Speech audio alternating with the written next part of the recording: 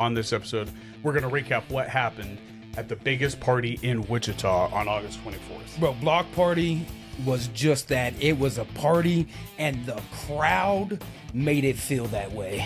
This is a tag team podcast episode scheduled for one episode. For now. We bring the heart to the heartland where the souls collide. Dreams expand, it's not ours to set high. We're bumping chops and running roads in the world of pro wrestling where the weak will show. From the top row to the depths below, the warriors in the ring with nowhere to go. Blood, sweat, and tears, it's a battle of the wills. We bring the heart to the heartland.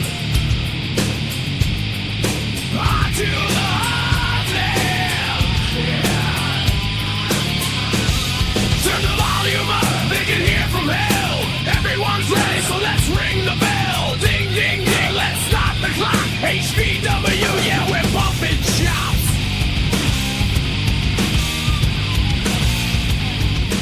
Welcome back to HCW's Bumping Chops, where the chops hurt and the words mean nothing. I'm your host, Billy Simmons, and this is my tag team partner, the co-host of the Chubby Buddies podcast, Bobby Casey. Thanks again, everybody, for joining us for episode 5 of Bumping Chops. Bumping Chops is presented by the Chubby Buddies Studio. And to be notified for new episodes, make sure you're following and subscribe to the Chubby Buddies Studio on YouTube, Facebook, and Instagram. Bumping Chops can also be heard on Spotify, iHeartRadio, and Amazon Music. And to get more exclusive HCW content, for access to full shows, subscribe to HCW's Patreon at HCW Live 23. That's HCW Live 23 on all social media platforms. You know what? Today we have a very special episode. You know, we're doing a few things, but like the biggest thing I think at this on this episode, we're going to recap what happened at the biggest party in Wichita on August 24th. Bro, Block Party was just that. It was a party, and the crowd made it feel that way. But we're not doing it alone. We're going to be tag teaming this episode with a very special team, but more importantly, they're a special fan of HCW wrestling. So without further ado, this is a tag team podcast episode scheduled for one episode. For now, making their way to the screen and debuting on Bumping Chops. He, sheltered in his childhood. She, raised by Latino heat. Together, they are two lovers with the same name. Give it up for HCW's favorite sassholes, Jordan and Jordan of Team Same Name. Yeah.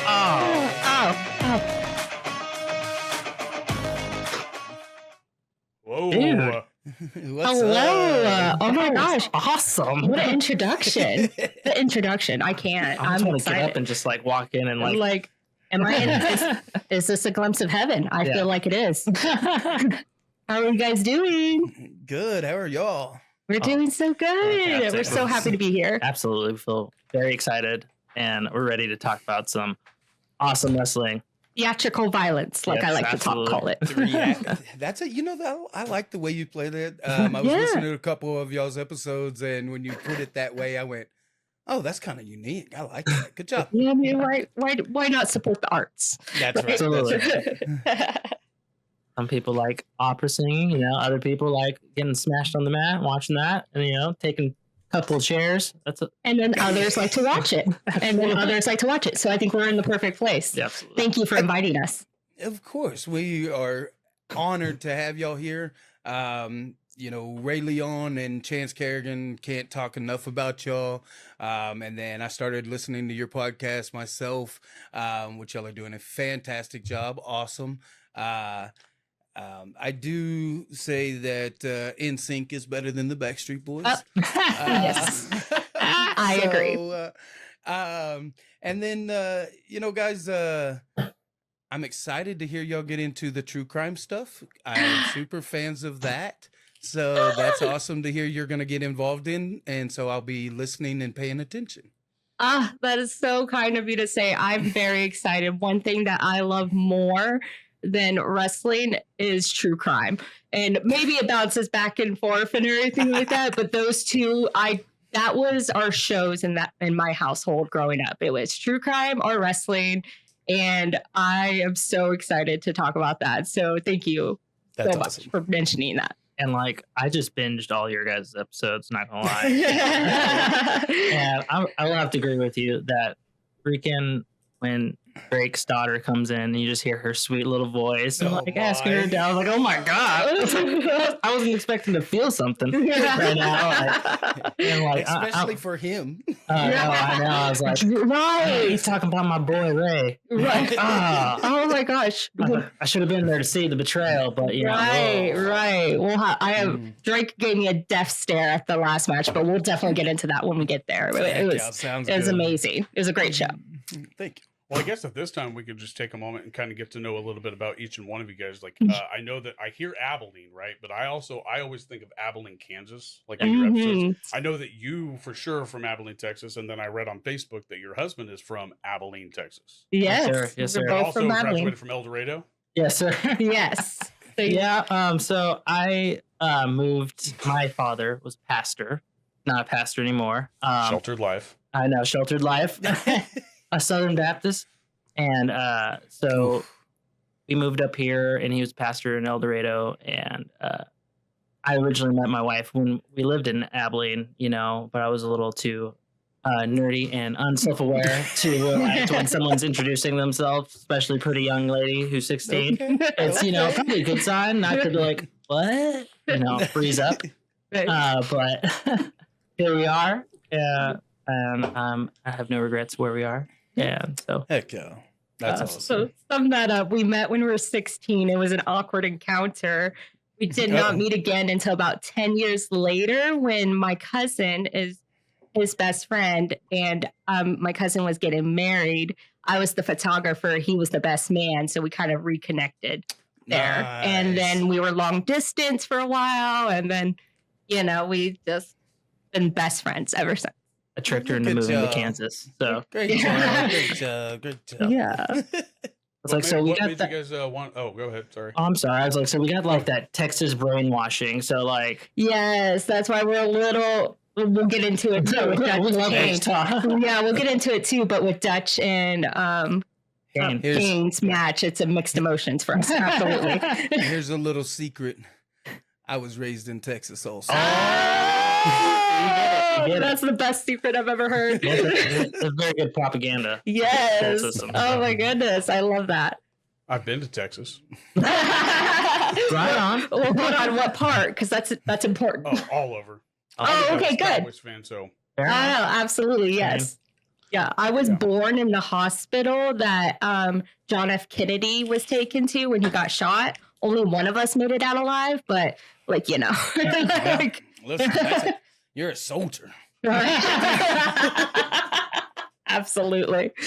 But hey, why don't you kind of tell listeners and also viewers, if like whoever's watching, kind of tell them about a little bit about Team Same Name and like what your guys' goal was when you guys started. Because you guys started roughly, you guys have about the same amount of episodes as we do, right? We've been starting since June, the beginning of June and everything like that. I think we just released our 13th episode. Oh, y'all are rocking and rolling. Gamers. Yeah. Like Yes, well, we drop an episode every Monday. Oh, okay. But I believe you guys are every other week, if I'm correct. Yeah. Yes. So Yeah, that so- was my call because of my schedule is Absolutely, yeah. crazy. But also, Oh. like I've got the other podcast that I would have had to edit double down. So- exactly. Yeah. You And you guys, know, we're married, so it's like kind of hard to like, Yeah. I'm sick. and that's one of the things. Well, that's one of the things that I'm kind of glad we're like crossing over together because we at the beginning it was so hard to figure out what content and what we wanted to talk about, but wrestling always seemed to be so natural for us and something Nice. that we love talking about, and our heart wanted to find more people, and naturally we went to Ray Leon that loves wrestling as well, so we saw him, had him on, and then pretty much how we got into HCW, if we're gonna be honest. That's awesome. And Ray does a great job. That young man has busted his hump since he walked into my training facility. So Yes. I can't be more proud of him. Yes, he's a very hard I did worker. trade Ray. Oh wow, I didn't. Yeah. know that, I actually. traded Ray and Chance. Yeah, I knew Chance, but I didn't know Ray. Yes, I did trade Yeah. Ray. So yeah, Um, he busts his tail. I'm proud of that kid and proud of all of them. They work hard. Yes. Ray's always been a very hard worker as long as I've known him, even Yeah. at the jobs that we both worked at Babies R Us together.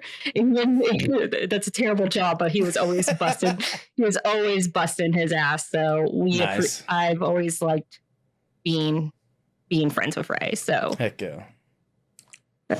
Well, I guess at this point, like we'll talk about a little bit about Ray and Chance's last episode. And I'm assuming you listened to it also. Yeah, I have. Okay, it was an awesome episode. I didn't listen to the one before that with Chance and Ray, but this one, like when you guys actually kind of, I guess, sat there and asked the hot seat questions, I think one of my favorite parts about it was this is why I think you guys really like would have like benefited from the video footage of this is that when you asked Chance who he would marry, Woe and Ghost, he immediately changed the game to marry, fuck, kill. Saw Stacy Keebler. The old school game was what it was called. I know. Well, They was- just made it nice. And Right. Chance I was was like, curious. fuck your niceness. This is how it's going.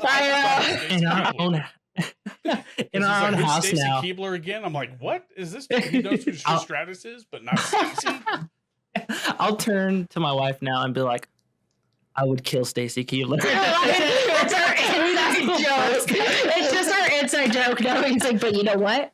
I would kill Stacy Keebler. Oh, Not really, because she's a lovely lady, and I appreciated her contributions. Yeah. to WWE during I that time. appreciated her legs more than anything, but but yeah, it was so much fun recording with Ray and Chance. As you probably heard in the podcast, it was a complete like fate kind of, hey, what are you doing? Woke up. Oh, I did message you about that. Do I still want? Oh, Chance wants to go. Come on. Yes, Chance. Awesome. And so it was very fun to, and I think we hung out in the studio for about 4 hours that day, just talking, made it like 3 4 hours episodes. of, footage, huh? Ye- And audio. Oh man, I could not. I got tired at the end of it. So it was just so much fun just to hang out with him. But I'm not gonna lie, I was so fried at the end of it. I was so tired. But it was so much fun to hang out and get to know Chance. Well, I guess Billy just brought up that you guys are getting ready to get into true crime. Is there anything else that you guys are venturing down other than true crime? Like, is there anything else that like people can look out for? At this moment, no, because right now what we are focused, our podcast is initially your go-to conversation about the latest pop crime, guilty pleasures, as well as the pop crime, guilty pleasures, Nerd culture. and nerd culture. The fact that I forgot his category. I'm so sorry, babe. But nerd culture and everything like that. So we're kind of trying true crime because it's October, a spooky month and everything like that. And I wanted to talk about true crime that's happened in my hometown. But I think what we're most excited to start talking about on the podcast regularly is the show Survivor.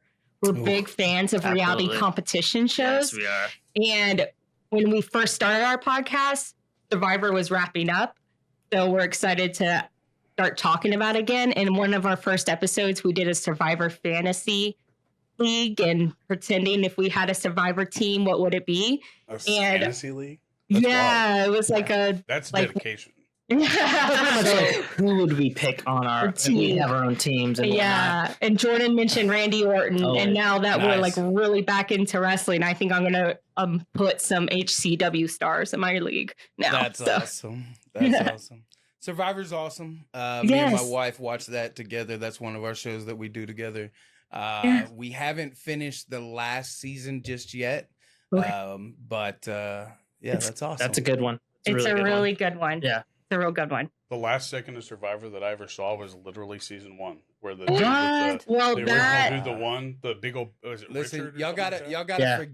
forgive him. He's you see the Seinfeld The stuff. Seinfeld. Hey, we respect Seinfeld. We respect it.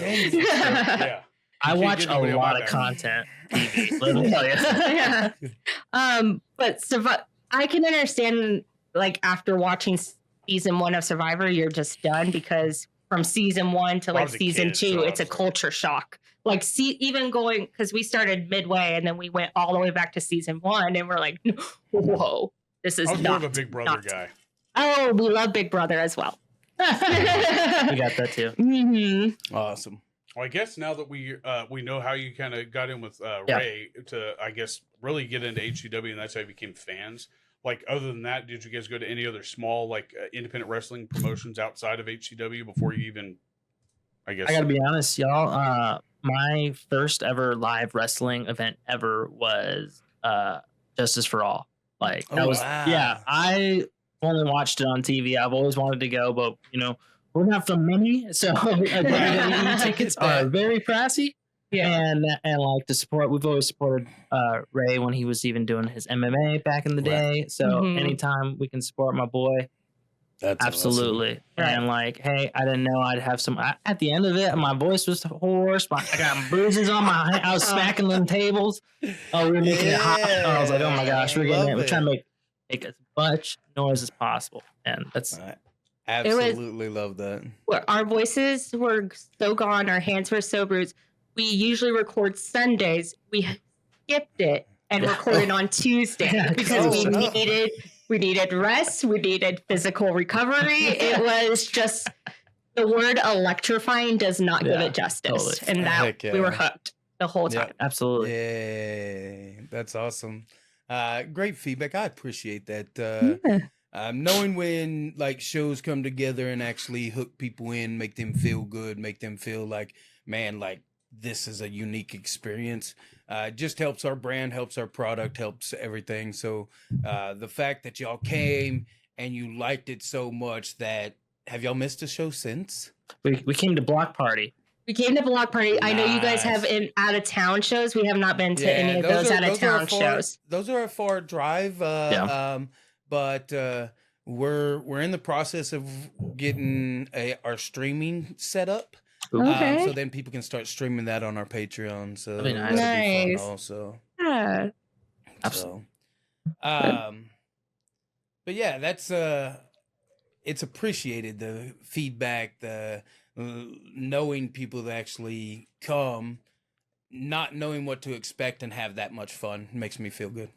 Yeah. Oh, absolutely. Yeah. Like it was a very awesome surprise to be like, we have our own like local wrestling and everybody's good, you know? Yeah. And, like we got into it, like didn't know Yeah. anybody, but like second time Block Party, we knew kind of a little bit more of people. So it was like, we felt a little bit more, less of an Nice. outsider visiting, more of like, oh, we're coming. We're like distant relatives, but we're coming. You know? Yeah. A little bit comfortable. It's just like Richie I feel like we're jumping into a middle of a season of like, of course, character development, rivalries, and everything like that. And so we're quickly figuring out in the room who we should be rooting for, why do they hate them, and then wrestlers during smoke breaks talk a lot of shit, and so you just listen on what they like and not like too, and everything like that. But we also enjoy the fact that it feels, many elements feel like it's just a private WWE show for like 1/8, 1/10 of the cost of like anything, especially tickets these days. We saw that WWE is coming in December and we were looking at the tickets and it was just like, well, maybe we could sneak in and maybe get arrested. It's fine. Like, let's plan B. What is this ticket worth? Can I slip in the back? Right. I know. I was like, I'll book security. I don't care. right. Exactly. I was like, I think I can do it. But it's just very awesome to go to the show. Of course, we do see that these wrestlers some of them are new, or some of them are amateurs, or they need some, like Ray has mentioned in our podcast, some wrestlers need polishing. Even the best of the WWE stars need some polishing. Yeah. But we feel like the interaction, the way they strive to get a reaction from the crowd and keep us entertained and do a comfortable mob mentality, if that makes sense. Like, we're definitely interactive with this theatrical violence, and I like the show. Awesome. Longtime fans want to get more involved in the community if anything's open. That's awesome. Well, what do you say we react and kind of highlight what happened at Block Party? Let's do it. Let's get into How it. did you want to start this? Did you want to kind of run down the list of matches, or did you want to ask some questions about the show? I mean, I can start off by kind of explaining like what led up to the show, because I would say that, and I'm speaking also for him, I think I feel comfortable saying this, is that we did not feel like we were on our game like at the very beginning, did we? Of what? Like we didn't feel like we were organized or clicking, or it was hectic in the back. It was like it was all down to the last. I didn't talk to Billy until the last 30 minutes, and normally it's 2 hours before. Oh, wow. Things get crazy quick, especially when things are going on, and I'm adding different pieces here and there, and This was more hectic than my first time announcing. It's controlled chaos. I got it under control. I just need to get people to there. Fair enough. Gotcha. I felt like I was more rushed this time than I did day one. But it wasn't because I didn't feel prepared. It's just like, oh, I'm getting all this shit at the last second. Yeah, it was So- quick. It's like, to be honest, we showed up and we were on time. We tend to be run a little late. We're late people. We went and got some Chuck's chicken beforehand because they got Hey, the I good ain't mad at you there. that good spicy chicken. Yes. Not a plug. I'm not endorsing them. They are delicious. Anyways, but we were on time, and it just It didn't kicked off. show. No, not at all. Yeah, And if so there's it any was- chaos happening in the back, it just showed us. There's such a crowd that was so Oh, yeah. excited and everything like that. We were excited. Yeah. So if that means anything, I would like to ask a fun drop question. What was the biggest chaos that was happening for you back there? That's that guy. That information at the last second. That's all it was for me. A lot of times, like someone might not be able to make it that I had in a certain spot, or someone showed up that I didn't think was going to be there, or someone was super respectful, and I was like, I have an opportunity here. It's not going to change really anything. Let's throw them in here and see if they succeed. Mhm. And Got it. I threw one at him last second, but I do not regret throwing it at him. Very good. May I ask the follow-up question? What was the last one? Last second. So drop. it was supposed to be Red James and Calvin Aldridge. I And saw that. I threw in Swayze. Is it Swayze? Is that the Yeah, it is. youngster's Yeah. name? Yeah. Yeah, Swayze into that match, and I felt like that made that match even better than it might have been. Mhm. So Very I good. was happy about it. Very good. That's awesome. It was it was a phenomenal show. Yeah. It was really I phenomenal. appreciate that. Appreciate it. Well, let's get into it. All right. VIP. So let's start with the VIP match. That was Aaron Helms came out and had an open challenge match for the Heartland Championship. And I guess, was this his return, or did he have a show before this to where, like, I guess there was a separation of the tag team champion, of that tag team? Oh, no. Gray. So you're talking about Gunmetal Gray. He was part of the Rebel Hearts, and at a Salina show with another company, they were supposed to have retired.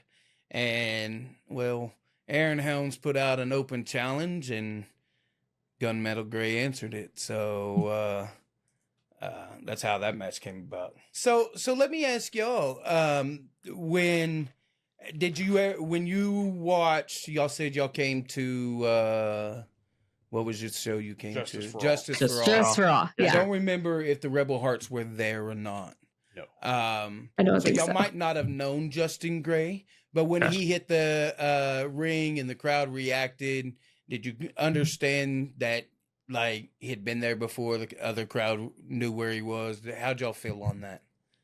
It was some familiarity. There was definitely some indication that, like, we should, like, okay, this is good. Like, but us were just like, That one was a little like, yeah. But it's one of those things like, you see that guy, you're like, ooh, I can't wait to find out about that guy. It's like, what's gonna happen here? So it's intriguing but unknown. Yeah. Right. I was hoping Aaron would get his just dues because he did throw my boy through some chairs at Justice for All, and I was like, oh, come on! Somebody beat up him for at least so that I feel good that Ray lost. At least somebody got a W on him, but Yeah. unfortunately, You can only hope for so much life. Aaron's a big boy, you know. Aaron and he is a knows big boy, and I've been in the ring with him a lot, and he hits as hard as he looks. So I don't. he looks terrifying. I never want to look him in the eye. There was a time I saw him after Block Party, and he was just like in a t-shirt and shorts, and he was walking by. I was like, oh god, that's so different compared to what I've seen. And then I saw him as a friend you may know on Facebook, and I saw him in a tuxedo with his mom. I was like, I can't. How many versions of you are there? Like, You are terrifying. I've never spoke a word to this man, and I've seen him in 3 different versions of his life. Like I saw all 3 Mick faces. Foley, for sure. Yes, like a mankind. So Big popular. show. Absolutely. that's awesome. Mick Foley. Love that. I mean, I He love can't Mick rock a Foley. mullet though. I'm assuming isn't that a mullet? Yeah, he's got a mullet. Yeah, that dude rocks a mullet. He's Oh, got party on. party on. That's mullet. right. That's it. Anything else you wanted to ask about that one? Nah, that's good. I'm good on that one. What Okay. about y'all? Anything else on that one? No. Aaron's gonna get it. You're going to get it. You watch out. I'm rooting for my boy Ray. I'm rooting for my boy Ray. Ray's coming. Okay. Well, I guess we can get into match 1. Cool. Hector De Oro. And I don't want to first say this guy's name because this surprised me. I've never seen this guy wrestle. Hector De Oro, I think everybody in the rooms has seen him cheat, Yeah. him steal things from people that like he had no business even being in the ring. But like the excitement that came with his opponent, like that was the most. I would say that was the loudest I've ever heard that room for an individual wrestler. Outside of, and I was talking to Daniel about this. Outside of Stormy, Okay. What y'all think? Hector is a heel that's got a lot of flair, and it's I love a heel that can deliver a little bit. I like a little bit of showmanship, man. I agree with you. I love Ric Flair because coming out with 2001 Space Odyssey, looking awesome, beautiful blonde hair. I kind of got a little bit of those vibes from Hector coming out. Even though everybody's booing him, he didn't let that bother him. He's just showing off who he is, and like it's hard to not like that guy's got. He's got it. That Riz, what the kids say. Yes, there is. the Riz. Looks like $1 million getting Oh. there on the wrestling, and just a heck of a kid. Look, right. Hector looks like he's like probably has 2 cents in his pocket, but he looks like $1 million and he'll con you for more. Like, you know, he looks like he could get that money and, you know, wear it too. Like, Well, like probably an hour later after this match, I saw him in the back, and I was going to ask him if he was selling cantaloupes out the back of his truck because that's how he was dressed. He was ready to oh He goes, "Hey, you do some cantaloupe?" my gosh. I want no, some. Who had the pineapple? That was. I was like, We were hey. selling it at the concession stand. Oh, for Nice. real? Oh, I thought he was. with fooling around. tahini. Oh yeah, I don't do tahini. That's not for me. Since we're on the subject of concession stands, Okay. me and my husband found out something. If Okay. with the with the VIP tickets, we had Mhm. no idea that there's a $5 voucher at the food court, and we were paying for our stuff. Oh no. Yes. I think that's the issue we need to bring up to Ray. Ray. Constantly. Hi, Ray. We Ray, need to I listen. love you, but you owe me $20. I'm just saying. We always say it at before the show too. When I come out, I Oh, usually see, always. that's where it's our fault, and Ray's probably shaking his fist at us, but we're always late, so we rarely hear beginning announcements. Except for Block Party. Yeah, We're on so- time for so- Block Party. Yeah, We're- Block Party, we're good. I believe my brother's working on those tickets where we know that y'all will look at it and go, "Oh, I get $5 with this." Yes. So he's working on that hard. I've thrown a lot at him in the last week and a half. So, peace. Understood. It's more of just a friendly It was jab. It was something like we were at our normal working days, and my husband texted me randomly, "Hey, did you know?" And I was I was listening to Bump the Chops. And he was all like, "Ray," and I was like, "Oh, okay," because we were pouncing. We got 3 or 4 Dr. Peppers that day. Yeah. Mhm. Absolutely. So. Absolutely. Delicious. Okay, sorry to Awesome. derail. Sorry. Oh, you're good. But no, it's Hector De Oro versus he made his Wichita debut. Is that correct? Yeah. His HCW Wichita debut And Wow. I was starstruck at like how I guess it just seemed like everybody in the room knew his name more than they knew Hector's. Well, there's a couple things there, and you can't deny the fact the Empire gets so much heat. And then not only that, but beforehand, the show before, you remember Kit saved a young Jose Gerardo, right? So the crowd immediately goes, okay, we like this guy. He just saved one of our hometown favorites. And then he turns around and has to face the Empire's muscle in Hector. That crowd reacted the way they wanted. They wanted this young person they might not have known until he saved their friend. And now he's facing the villains. Why not blow the roof off? And that's what they did. They certainly did. Fantastic. Did they know who he was when he saved Jose? No, absolutely not. There will be some Kit Reaver, a little bit about Kit that y'all don't know. Kit's wrestled for me for a long time. I ran XWE out of Salina for 8+ years before I sold it, and Kit wrestled me there for a while. So some people that follow and have been following know him, which that I'm sure helped get him a little bit of a, oh, we like this guy.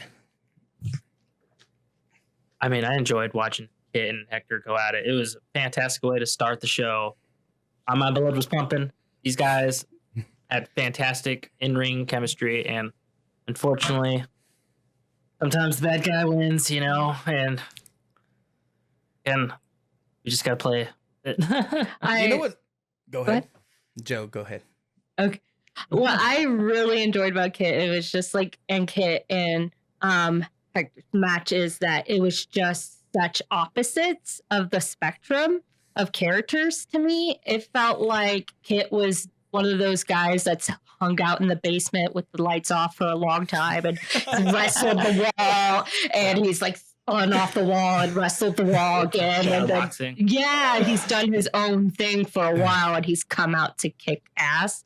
And then you have Hector that's like, like, you know, a little Ric Flair kind of thing. And you're just, so what I enjoyed those opposites coming in, and it was just very interactive and awesome. But I had no idea that Kit has been a long time people. This one of the best parts of the block party was our second show.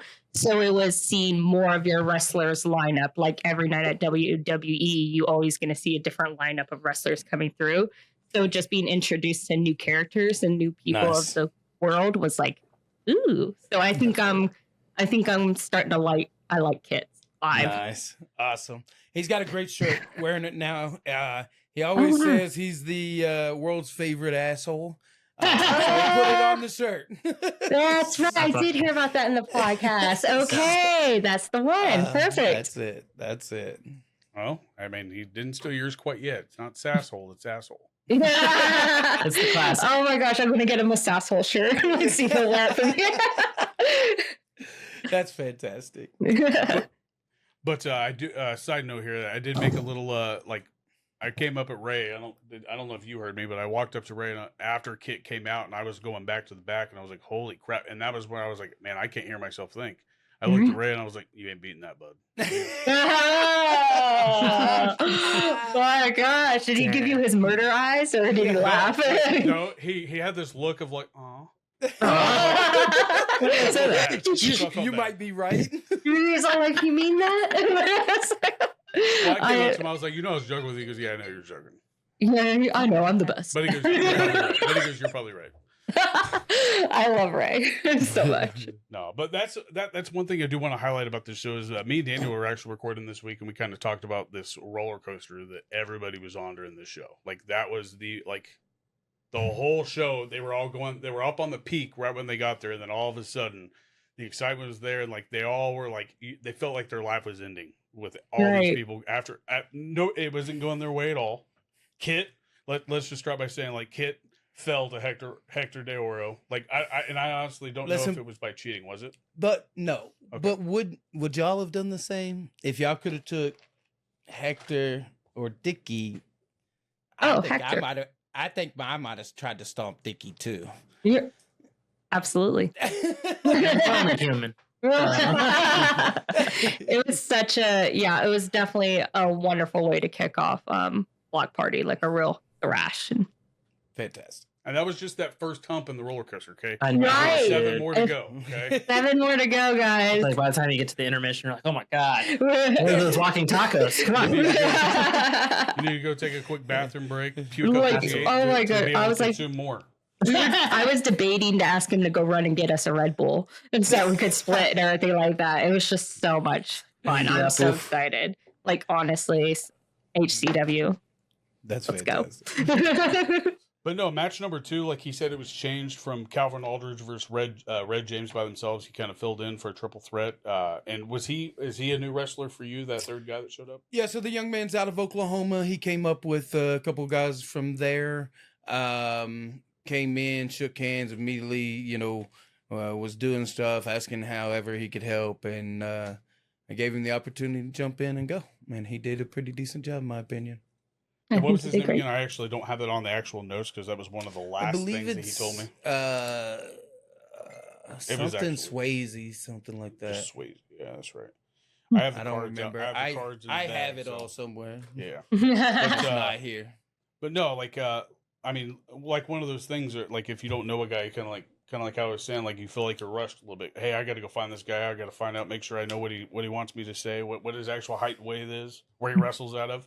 But a lot of these guys are coming out of UWO. I'm assuming that's where he came out of. No, actually, I'm not sure where that youngster trained, but he came up with Deadly Waters. So Kilbane's been a buddy for a while. He's a heck of a wrestler. So he traveled up with those guys.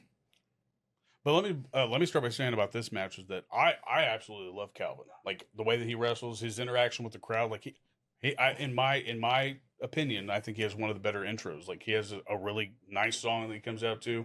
I mean, he has his stuff down kind of like how Ray does. How he had everything's timed. So and I really like that Yes. about Calvin. Yes. Absolutely. Hey, I I don't mean- disagree. I love it when people just own their craft. There's just the little things. Like I was just listening. It's like the little details that wrestling fans pick up and people kind of like, rush over, but details that we pay attention to and reward. And like, we feel rewarded when we see it, and like taking that little extra step and like being thoughtful of your entrance, setting the mood to what you want to present in the ring is very important, especially with storytelling. And Oh, yeah. That's what we're mainly here for, is storytelling. I feel like impressions and first impressions of coming into the crowd or into the room for anyone, it can really dominate or tell you what you're going to bring to the table. And I definitely felt like, ooh, keep watching that guy. And there's certain people when they come out and then the next person is coming through, you can either watch what's happening in the ring or watch the next person's entrance. And with him, I felt drawn to keep watching that character. Nice. Well, before I introduce this last guy, that he was the first one that actually came out. Okay, I kind of have to highlight him. I think it's respectful we highlight him. That man got us to over 150 followers on subscribers on YouTube, so he could pretty much take over Bumping Chops for an episode with this fella. I don't know if I have to sit between them. Yes, because last time he was close to me, he kissed me. This is why we're in our own studio, guys. Yeah, she's smart. And luckily, I have my lovely wife. There next is to me, video so- evidence. I only saw a recording of a recording, so I can't tell you whether or not this is true. But anyway, No, how it's did like you guys feel share about it. Red James. I'm not sharing nothing. That's shout out Red. I do want to say thank you for getting us to over 150 subs. I mean, you helped with all that, and can't wait to have you on for the first ever Bumping Chops live. We That's really dope. with Good Red job, James, Red. it'll be a fun time. It'll be Oh, a fun absolutely. Oh man, good So job, how do you Red. guys feel about Red? Great. Did he get the job done? I felt he did. I mean, like when you introduce a third element too, it's just like Oh my god! And especially what you were saying, it was so improv and last minute that you had Swayze, the new gentleman, and adding with Red and seeing his interaction with Calvin. I thought he did get the job done. Personally, he came in and he wrecked shop, even added an extra man. And guess what? You can't stop me. Right. And was Swayze at Justice for All, the first match we've been I to? don't think so. No, this is no, the no. first So- time I met him also. Okay, I was wondering if why the sudden change and why do you feel like that was a better switch So and everything? Because both characters would have been new to me. Right. So So I'm in the process now of like Red James in Leavenworth is loved. And so we just recently switched him to a baby up there. So he's in a more tweener role. And I felt if I stuck him with just Calvin Aldridge, he would take a step backwards onto a heel role because Calvin's babyface persona is so much over. So I added the third element of a natural heel so that we had the baby a heel and then we had a tweener who could kind of stay in there with it. That makes sense. I mean, shoot, man. First off, Calvin's. I gotta just comment on Calvin again. I'm sorry, I did backtrack a little bit, but his outfit is amazing. Like, I've watched a lot of anime, and I don't know if it's anime inspired, but I get Naruto, his jacket. I don't know if you guys watch anime. I'm a big nerd. And like, that's definitely. I know wrestlers. I know Ray specifically loves his anime as well. Me and him bond over that, but. His jacket, I gotta say, whoever designs his wardrobe, his gear, fantastic. On point, huh? I just On had point. or moved on. and natural flow too. Yeah. In the ring. He has a natural like dainty. but not, you know what I'm saying? Smooth. It's very smooth, very like steady ballet, like, like just Yeah, I like swabs that, at it yeah. like it's his natural and carries it well. I love it. But I guess the outcome, I mean, was that like the outcome you expected? Did you expect Calvin to actually come out on top? I don't remember who he actually pinned. Was it Swayze or was it Red? I think believe it it's was Swayze. Swayze, yeah. But Yeah. I think that Calvin's talented enough that it didn't matter who was in there because honestly, he was supposed to go one-on-one with XNXT superstar, but they had a family emergency, so they had to go take care of that. Unfortunate. So, yeah, I think Calvin, he's just getting more popular and more popular as both Joe and Jordan said, like, people take notice. They take notice to his entrance. They take notice to his gear. He was the They first take guy ever notice called to- out, actually. So You know, so the people are noticing that, and you know now he's picking up some victories. So who knows? Maybe he's going after Chance at some point, or and he was suspended, correct? Aaron Helms. Until or- this show. He was Yeah, he suspended. was suspended. Oh man, I got so excited for those ideas. Talk about a title match, maybe. Oh, So Ooh. you know, there's so many directions and stuff that like the performer shows up and shows out, and they earn opportunities.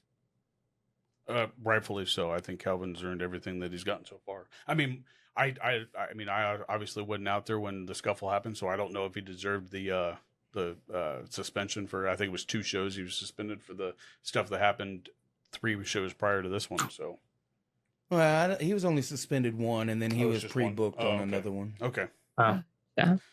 But no, he did come out on Mention. top, and I think the crowd was completely happy with that. I mean, I don't think anybody would have hated if Red actually won that match, but the other guy, I don't know if they. I mean, I don't think anybody would have hated anybody to win, but I think everybody was just that much more happier that Calvin came out on top. Yeah, I don't disagree. Absolutely. Absolutely. But why don't we get to a wild one? Okay. A wild, and I'll be honest, I've honestly never seen a match like this before because I didn't even think to ask you about the rules of the 4-corner tag team title Okay. match. Hmm. So I didn't even write it down. So now explain this to me. Were they only allowed to have 2 separate teammates in the ring at a time, or could 4 Yeah, people be in? No, it's a natural wrestling, so it's 2 in the ring, and they have to tag. And so if this team gets close to the corner that ain't got a person in, someone tags, oh, well, then that person's in. And then, so it's 2 men in the ring at a time. So tag team rules regular, except for his elimination style. So once one team got eliminated, they were out, the other team. So whoever stood tall at the end was the champions. And I mean, one of them came out one guy shy, unfortunately. I mean, he did have his bat, and that's all he was happy to have. Oh my gosh. I was wondering. He kind of gave me I just bought it. I was like, yeah, I'd bring bat too. Well, it kind of gave me like, have you guys ever seen Ed, and Eddie, and that guy, that boy that's always carrying the little wood or whatever? I was like, that guy just grew up to be a wrestler. I was like, That guy grew up to be a wrestler, and like, you know, that's what it gave me vibes. So That's okay, a that video explains clip some. for him to have. Now his tag team partner, he actually does have a tag team partner. Yeah. He just couldn't be there that night. Okay. And so I was like, you go, bro. he carries that bat with him all the time. And he's like, I don't need a tag team partner, Billy. And I'm like, whatever, bro. And what's funny is I didn't even know he showed up until I saw that it was just him. Rock on. I was like, wait, where's the other guy? He goes, it's just me and my bat. I was like, oh, okay. You are my hero. If you are listening, you are my hero. His name is Paradox, and man, Love you. It is Paradox. And this next tag team was another one that one of my first times meeting was Deadly Waters. Is that correct? So Deadly Waters is a tag team out of Oklahoma. Colt Kilbane is a very talented individual. KJ Everly's coming along on his own. You know, the first time I met KJ, he was just as tall, but probably twice the size. Those were huge. And that man has busted his tail to get weight off and, be in the gym, crafting his stuff, making himself get better. And so he's worked really hard. I'm proud of that guy. But going to get their information, I was trying to ask. I asked one person, and that's all I needed. I was like, "Hey, who's Deadly Waters?" And they're like, 2 big white guys, big ass beards. Yeah. Okay. Yeah. Oh, So I was like, those "Oh, guys." yeah, there you go." But yeah, I mean, that was cool guys. I mean, until I got in the ring and he didn't think my voice was deep enough, and he told me to drop my balls and say it. And I was like, "Okay, my bad." Oh man! Wow. Rude. It was like a tag team of 2 big shows. That's what it seemed like. That vibe of just like 2 Oh yeah. maybe bikers. Maybe it's the beard. I don't know. I can't grow a full beard, so I'm usually jealous of people who can. I see, gentlemen, obviously. But, I can grow a Van Dyke. That's about it. A goatee, Those solid are still goatee. beards. Hey. It's all right. But- We call my brother Patches when he tries to grow ones. All patches. All patches. But man. Not only was that their first time there, I think another big pop that we got that night was ACFC coming out. That was the second loudest moment of the night, outside of people getting pissed off and mad at like the outcome of what was going on with these matches. Like this was the highest point that they were the second most excited. They were like, hell yeah. And I think the whole not just the whole show, I think this just complimented that whole roller coaster thing. I like this was that moment that you were like, you lost your stomach. You're like, oh no. Because they were facing another team that has a reputation to, I guess, carry with them, and it follows them in the dark shadows. Ooh. Listen, Shadow. anyone that aligns themselves with Dick Richards is got evil intentions. Yeah. They're out to do something, cause some kind of chaos, because Dick Richards is just that, chaos. It's why he held Ray Leon down for so long, and it's why he weaseled his way into half of my company. But aside from that, though, like we can always agree about this. ACFC brings the heat whether that be fans or expectations, whatever. I think that's expectation from everybody in the back also. Like they're hard to follow. It's a lot like following a mainliner in a comedy act. Like they're hard to follow. So, but they also everybody was going up against the current KWA Tag Team Champions, Chunkla Violence, and I mean, Dick Richards did what Dick Richards does the entire show. and they don't call him Slick Dicky for nothing. You know? So and he really was. Like I said, hey, what? Hey, you saw it. I saw it. We all saw it. We saw. Oh, sorry. Go ahead. Go ahead. No, we have But nothing. like, yeah, I mean, Go ahead as and soon as he explain. came out, throwing it up, you know what's coming, and like, I'm like, okay, these are the bad guys already, luchadors, a little bit different. You can tell who Slick Dicky's backing, Slick and you know, Dicky, I love and you know, it's not cool, but unfortunately, you know, it is what it is. You can't, you know, it's just like when, who am I comparing? I'm sorry, I'm all befuddled. But like when, like Triple H, when he would back, like it was almost like Evolution, and like these are his guys. This is his muscle. This is like who's going out and whatnot. Oh, And, like, okay. so, Evolution era yeah. vibes kind of thing. Yeah. yeah, even though they are luchadors, Yeah. but still, Kind of like current Rey Mysterio's group. yeah, they're like the evil LWO. Yeah, Okay. Okay. The vibe. absolutely. Oh my gosh, but Well, yeah, it was. I mean, I totally agree with. I mean, Slick Dicky's like I think that's like gonna be can't get over new, it. a new nick. I mean, can Oh. I call him that when I call him out? No. I can't get over that name. well, you can have that for Me free neither. for sure. That's fantastic. No, as long as we get free Gotta drop merch it on the with that, we're fine. It's like if y'all want to take our content, give us the You free gotta merch. use that against him one of these days when he's Oh, like, when you're man, trying to run him on my. Hey, Slick listen here, you're trying to pull a slick one, Slick Dicky. See, oh my gosh, you guys should do that in the battles. Make them say that in the word, and we'll just be like, "That's for us." That's for us. That's great. That's Yeah. Now, so I we'll did just get to know. see all this though. That's what was wild for me is that, again, like when people, and I don't know how you guys have heard about what goes on in the back. Like when a big match is coming out, like ACFC, everybody's wanting to see this match, and I mean everybody. And they're all it covered. Like luckily this time, like he had 2 TVs where everybody could watch, but it still didn't matter. They wanted to have full reign of both TVs, so they watched. So I let them watch. So I didn't get to see everything, but I mean. Everybody, I could hear what happened, and I could hear that nobody was happy. Why don't y'all Yes. break that match down for us? Why don't y'all give us from y'all's perspective?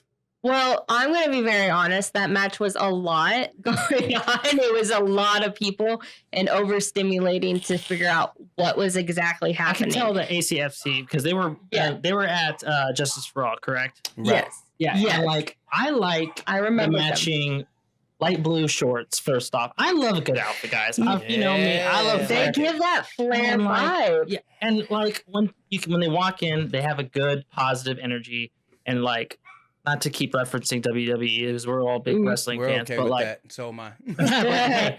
but like a little bit of the New Day energy and like the power positivity, and we get that. And they're definitely staying above everybody else in positivity in the Fatal 4-Way. So automatically, I'm like, yes, these guys, and like. As soon as it starts not going their way, of course I'm going to show my displeasure by booing. Yes. And like I felt like they were robbed a little bit, you know. Yeah. He had oh my gosh, I'm terrible with the names. yes, the gentleman with the long hair. He got knocked out at one point and couldn't get to the other gentleman's. Oh, Tommy Too Good. Yes. Oh yeah, Tommy Too Good couldn't get to. Oh, Tommy wow. Too.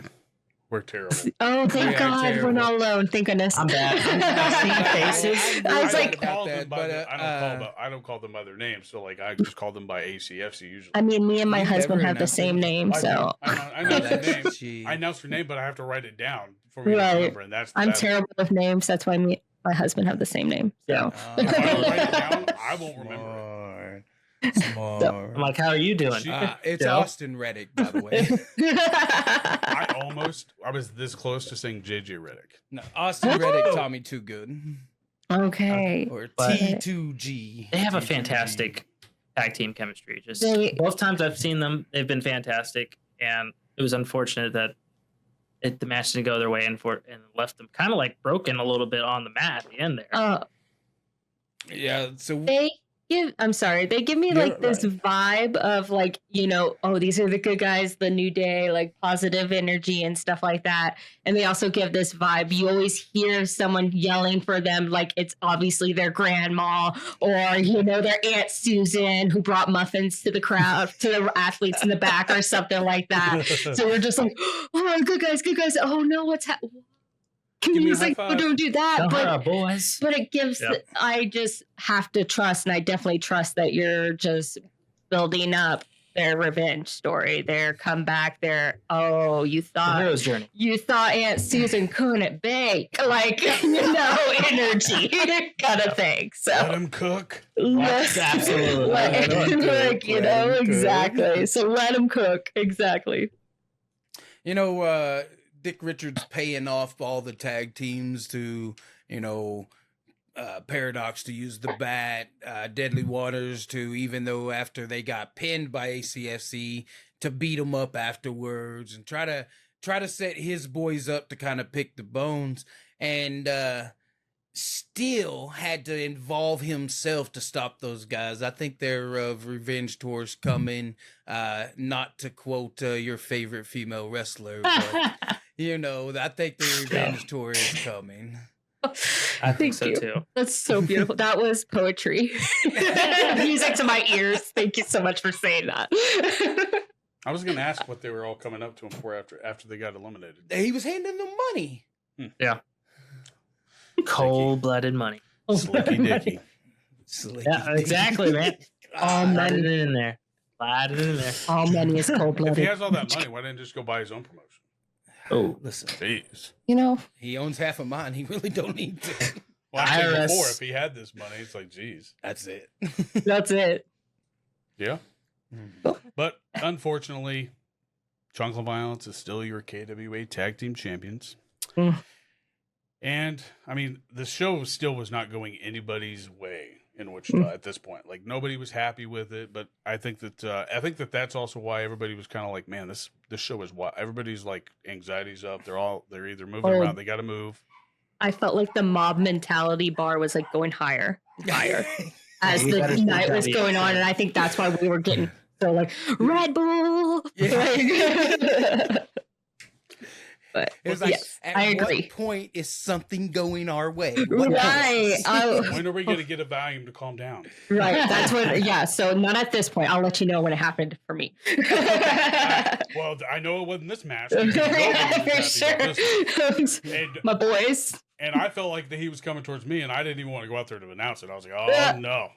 They called me out, and I was like, oh, I'm gonna hand this back to Billy, and I'm gonna let him go out there and say it. But no, I was and you guys may agree or disagree with him.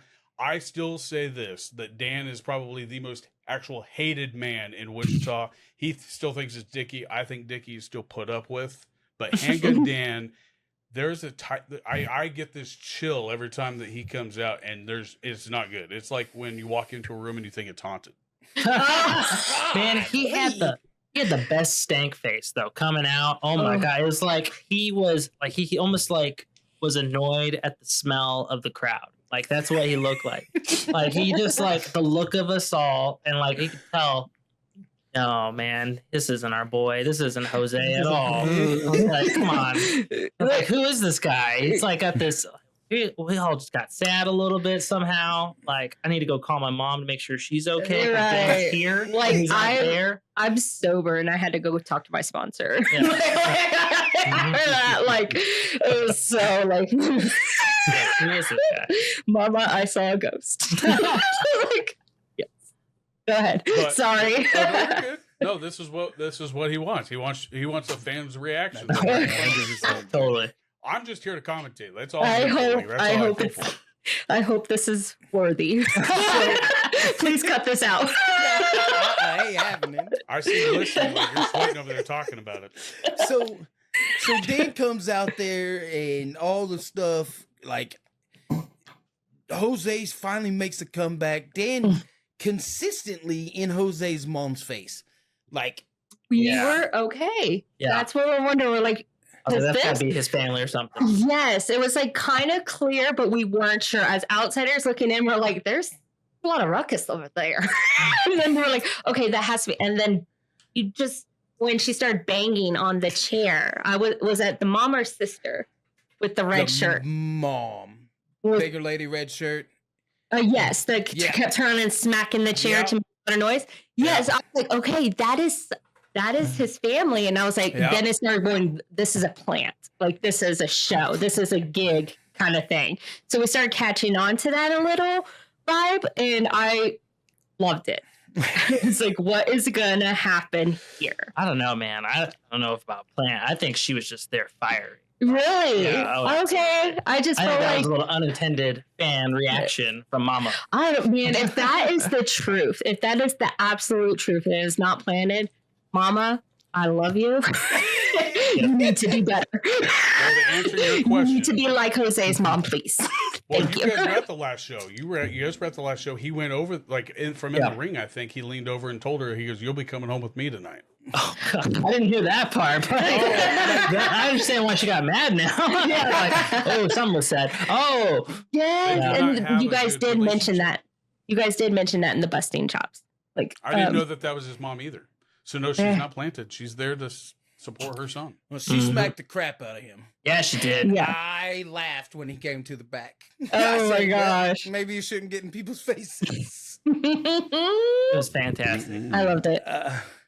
Was- I was like, I mean, And it was, we're all human, and if somebody gets in your face, I'll slap them too. Yeah. I mean, like, and that's talk about baby your- boy. Mhm. That's baby boy. My baby boy. That's That it. is, she's Mexican, and that right? Hispanic culture is not to be messed That's with. what I was about to say. Exactly, yeah, you don't mess. I was literally asking on sideboard. She's Mexican, right? Like, I was like, Oh, and- yes, yeah, absolutely. You don't fuck with baby boys. From experience. You don't fuck with mijos. From experience of me marrying into a Hispanic family. I'm the daughter. I'm a daughter. I'm the baby girl. I'm the baby girl. So if I ever man. disappear, Goodness. Well, we might have a real true crime story. this all seems too convenient, y'all. Yes, we'll be covering it. But excellent. Fantastic. But you But yeah, know, I'm sorry. Go ahead. you're all right. Okay. I really enjoyed it. It was very the match overall made me sad and just very like, Jose, no, come on. Like, because like I said, my mob mentality was already high, and then this one is like, oh, this is the perfect match to start slamming a real table, like, and get real like upset. And every time she slammed a chair, I slammed the table. Nice. Matching her energy across the room, making sure it's okay. Let's get wild. Yeah. But there was a time when they're on the side of the ring, and they were outside the ring, and what's his name? Handgun? Handgun Dan, yep. Yeah, Handgun was grabbing Jose to do what's that move, babe? Grabs Jose, and he's Oh, suplex? Suplex. suplex. That's what I want to say. I didn't want to say German suplex. That's not right. No, German German's suplex. from where they- behind. Yep. Oh, okay. Suplex is when it's like shoulder. Shoulder. Okay, so he was going off to do a suplex and everything, and I'm recording on content and everything, and he looks me dead in the eye, and I'm looking at him like, no! Like, and he's like, and he goes back, and I was just like, it was so like that. You want to talk about a time where you felt like you're at a private WWE show and you were getting real. This is a whole new world. This is a whole vibe, and we're not in a gymnasium. We're in a live show. That's Nice. one of those moments for me. Heck yeah. That's awesome. And then, like, Jose made the big comeback, hit the frog splash, got the 1, 2, 3. But unfortunately, his mom smacking Dan caused a disqualification. And still the winner was Handgun Dan. My heart, And Jose on still next show, it's going to be Handgun Dan versus Jose and his mom. So unfortunately for Handgun Dan, I did suspend him for getting in front of a lady's face and antagonizing her enough to put hands on him. You get a free ticket at least? Of course she got a free okay. ticket. I was just making sure. I'm just checking, checking on her. I mean, I don't want to have anything because I had to announce it. So let's Yeah. not forget that. So I had to announce the overturn. What awkward so. positions. Right. This next one though, this was I was not expecting this, as he told me at the last second of where I needed to be, and I was not there. So our next match was exciting for me as probably was for the whole crowd because I had no idea what I was doing. But it was a last woman standing match. Yes. Yes, it was. My wife was personally very excited for this. It was what were you awesome. excited for? That's the question. Cameron Bernay. Oh Yeah. You cannot break Cameron Bernay. no, obviously that match proved it. But I mean everybody knows what's. I mean, you guys are obviously a little bit new, but like I said, Stormy had that pop when I first got there, like Kit had when he came out. Like that's how she was. Bam, bam, bam. Like everybody, like I loved her. They would have done anything for her. They would have cheated for her. Yeah. But then, And, you know, Stormy's went down a little darker road, but she kind of explained that at the end of the match, and her and Cameron walked out together side by side with Calvin Aldridge, and looked maybe Stormy's turning that curve and getting away from her evil ways. We'll see. oh, hopefully. I'm very excited to learn more about Stormy. What I related to a lot with Cameron Bernay is the fact that she came out and spoke more about her mental health and talked about something very powerful, something very special, and she did it in front of a whole crowd. Instantly attracted to that.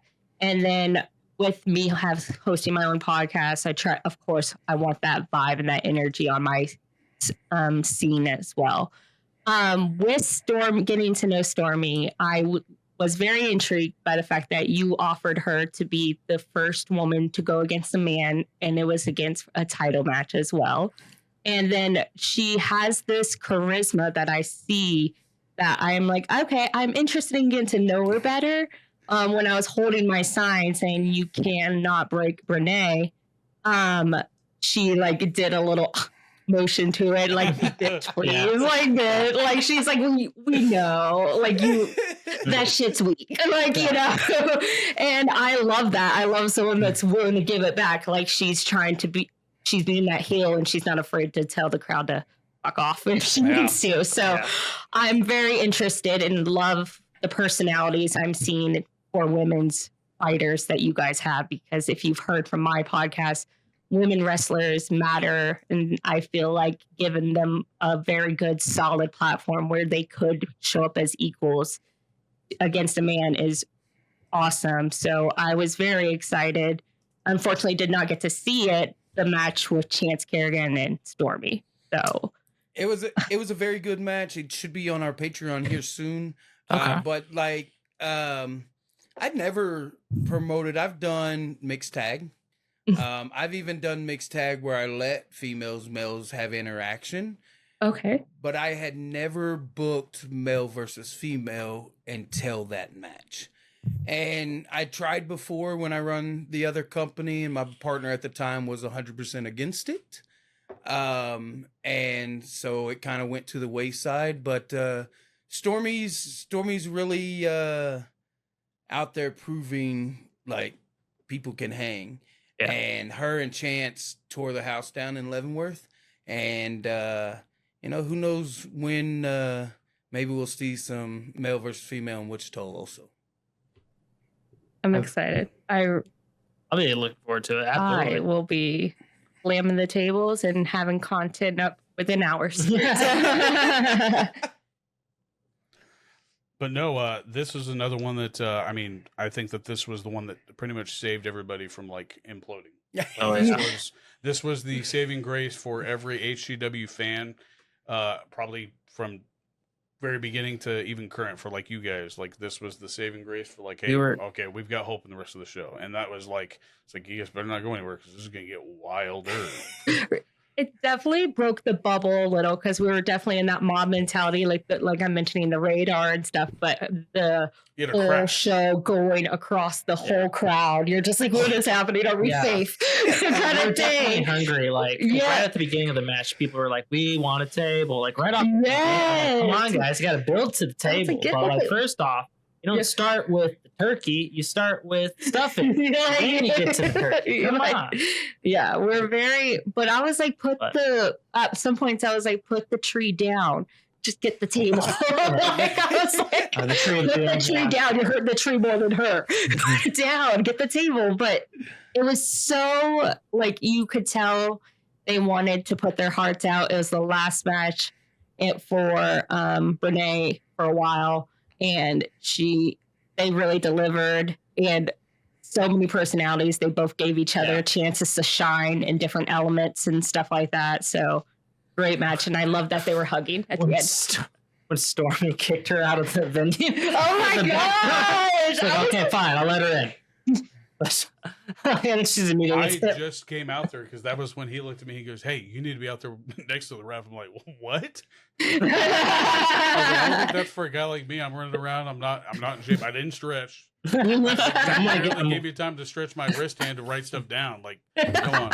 I'm gonna get a cramp now. Thanks. I'm gonna get a cramp now. And so I'm dealing. I'm like, oh man, I'm sweating more now. But no, like you said, like it was this was the saving grace. This was like everybody's drop in, like almost their caffeine crash almost. Yes. The crash. Yes. It was a good one. It was a good crash.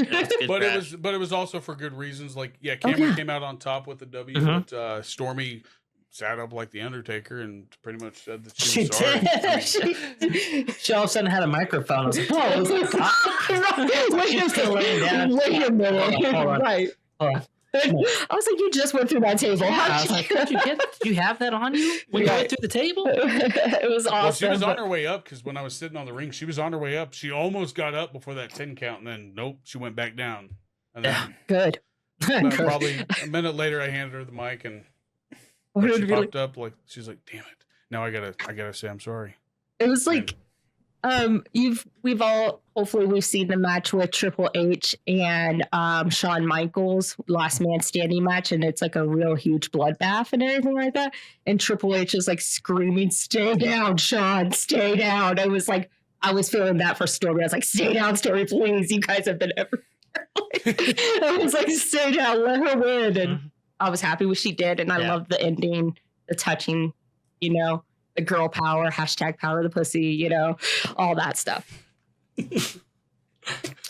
Yeah, I think that the placement of it, the explosion for Cameron getting that big win, let everyone take a breath before going into intermission, trying to re-energize for that last half of the show. Absolutely. Well planned, well skillfully planned, and I loved it. It was a great lineup. Thank you. But right after that, like I think that this next match was like one that like everybody was like they felt like they had like purpose in the room, like whether it be you were from the Texas side or you were from the Kansas side. This was HCW's first ever flag match. Flag match. Mm-hmm. I mean, I know you guys are both a little bit from Texas. Yeah. Which one were you actually wanting to win, though? That's the question. Oh, I do love Dutch's moves, man. Oh, but I'm a Kane fan, so I think that's what's. You like a bad guy, though. I do like a bad guy, and I also love a bad guy that gives me content. And day one I saw him, he ran right up to my phone and gave me content, and I was like, he definitely.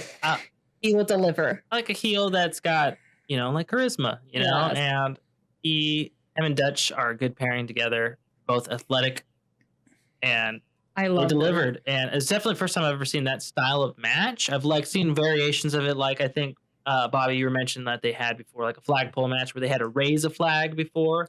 I've seen that as well, but I have never seen it where they had to take it out of the pole. I thought it was unique, and I love a stipulation on a match personally. Like, give me a little bit of spice, it's a little bit of pepper, the salt on top. Just give me a little bit, because we can all see anybody wrestle, but if you just add a little bit something else to it, it really when you adds a lot first to said it. Flag match, my first thought I immediately went to, Oh no, because like when I was a kid, like we used to do backyard wrestling, like, and Yeah. like the flag, like it wasn't even a flag. I don't think he said it was a flag match.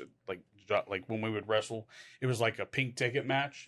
The first person, or if you found the pink ticket in the post that you popped up, you could never wrestle again. Like, I was like, what? Like that was my first. I was like, what? You're gonna do this? So That? Kane's risking his career for this? Jeez. oh my You remember that? gosh. You remember those ticket matches? Oh well, it was. A I'm long sure. time I'm ago. sure. Yeah, it was. It was. time. Yeah, we were dumb. But yeah, but that's the vibe I got. I think that this was I mean, hopefully this is also done for them down the road. But I think that this also really settled. Like for what the purpose of not just HCW, like the whole thing is bringing people together, but this also brought two sides together, and I think that was what really like reflected off of this match. Look, Carter's been on this Kane Carter takeover, and he's not shy about repping the state that he's from, and that's Texas. And it doesn't matter if he's in Kansas, Texas, California, or New York City. He's gonna wear that Texas flag across his shoulders because that's who he is. And a fantastic athlete. Unfortunately, he stepped in across the Kansas border, and we had to show him where real wrestling was. Oh man. I'll always root for the hometown boy, and Dutch to me realizes that a little bit. Right. We've Love had the to, name. Yeah, I think we are from Texas. We had to establish that we are Kansans. Though I think we're at a point in our lives where we've lived in Kansas longer than we've lived in Texas. Absolutely. So I do love Kane, and I love a bad boy, and I love someone that gives us a story and a heel, and I'm like, ooh. And Dutch and Kane like chemistry is just unreal. It's one of those things like you can see in some fights where people need some polishing, some people need some hit or misses on things or don't land certain moves correctly. But you can really see it with Kane and Dutch that they are just in their own, like, this is their world and we're watching it. Yeah. And it's their chemistry is so good. They're smooth. They, you fall for the storyline and you're on the edge of your seats at all times. And they have to me, it seems like very similar styles of wrestling that makes you just, I don't know, it makes me proud. Those are definitely one of the people I see making it very far. And I would be very flattered to say that I saw them when they were just in a rec center. So yes, I think you have some real talent in your hands. Absolutely. And I think you're using it very well. Thank you. Appreciate it. Well, again, like the previous match with Stormy and Cameron, I think this also helped the crowd kind of mellow out a little bit. Yes. They're a little even keel now. They've had their meds, so they're Yeah. they're drinking the Kool-Aid. Right. They're like, all right. Mm-hmm, So, absolutely. But like it never ends at HCW. And Yes. that's where like, well, we got to go right back on this roller coaster now. Right. I mean, Get back on. Put down the walking taco. Yeah. I mean, but it didn't help that things have been building up to this next match. And it was, obviously it was interference on, I guess, both sides of this. And this is where he wanted to end, where Billy really wanted to end it fair and square and find out what was going to happen. Listen, I know Ray's your boy. But explain to me how it made any sense for him to get involved in the Drake Gallows and Aaron Helms title match, which ended up hitting Drake in the head with that chair. And Ray's not innocent on that. And so, Drake, I asked him not to, but he did what he was going to do. And, he got involved in Ray's title match. And I couldn't be mad at him about that. He didn't hide the fact that it was probably coming.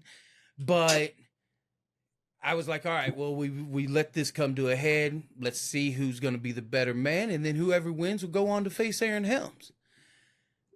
And then Block Party happened.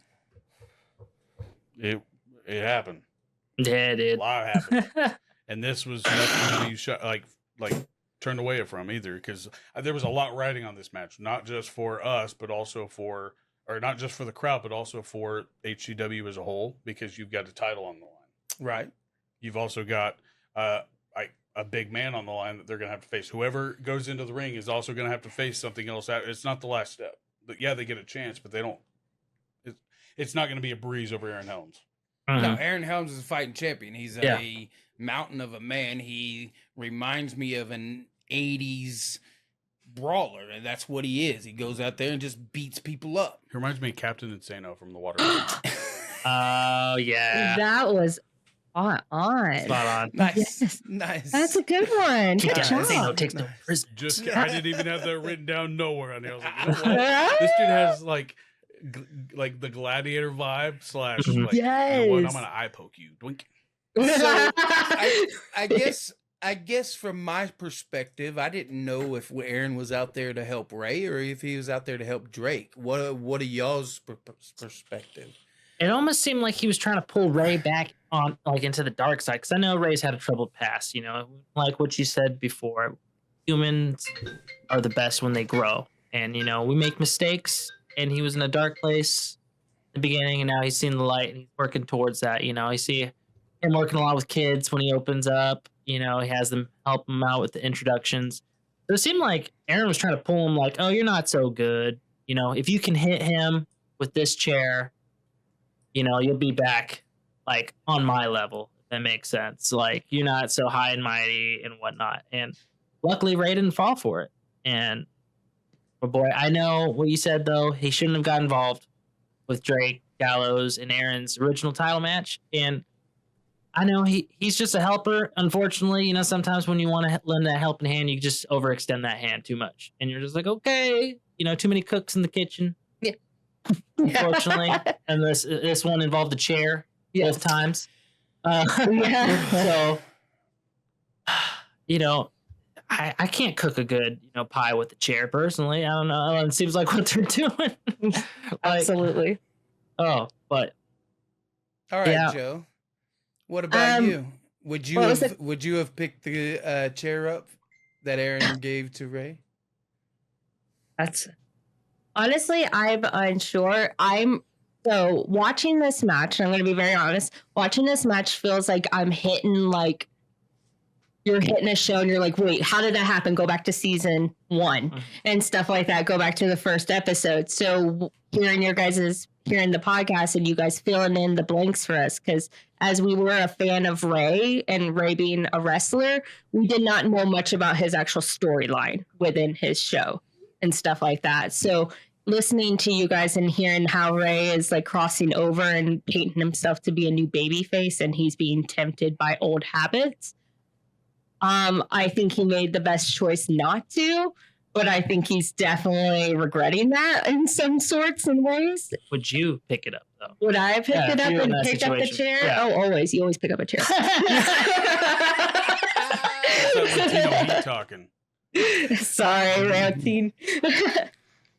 That's awesome. That's why I try to keep her very happy. Absolutely. You always pick up the chair. That's it. And then, like, I don't know if, like, Drake was just going after Helms or what would happen, but and that's where I'm Eddie Rydell made a appearance, and last time we had seen him, like, our crowd loved that man, and we thought that he was this good guy, and he shows up and he aligns with Aaron Helms, and something that's happened back before in their wrestling history. They were in a faction called the American Way. So having him show up back to that evil Eddie Rydell was kind of shocking. I don't remember calling his match. Was he in a Fatal 4-Way quite a while ago? Okay, yeah. Okay, now it's coming back. All right. Okay, wow. It's one of those stories I'm ready to see what happens next, and I'm really invested in it, and especially since Ray is our boy, I think we'll always, if he goes to the dark side, I'll follow him. So probably she's a Leone the way, but I'll follow Ray, and I will follow Ray into the dark. Well, I will tell you this. So here's an exclusive for us. Y'all's podcast to release for us to release at the same time.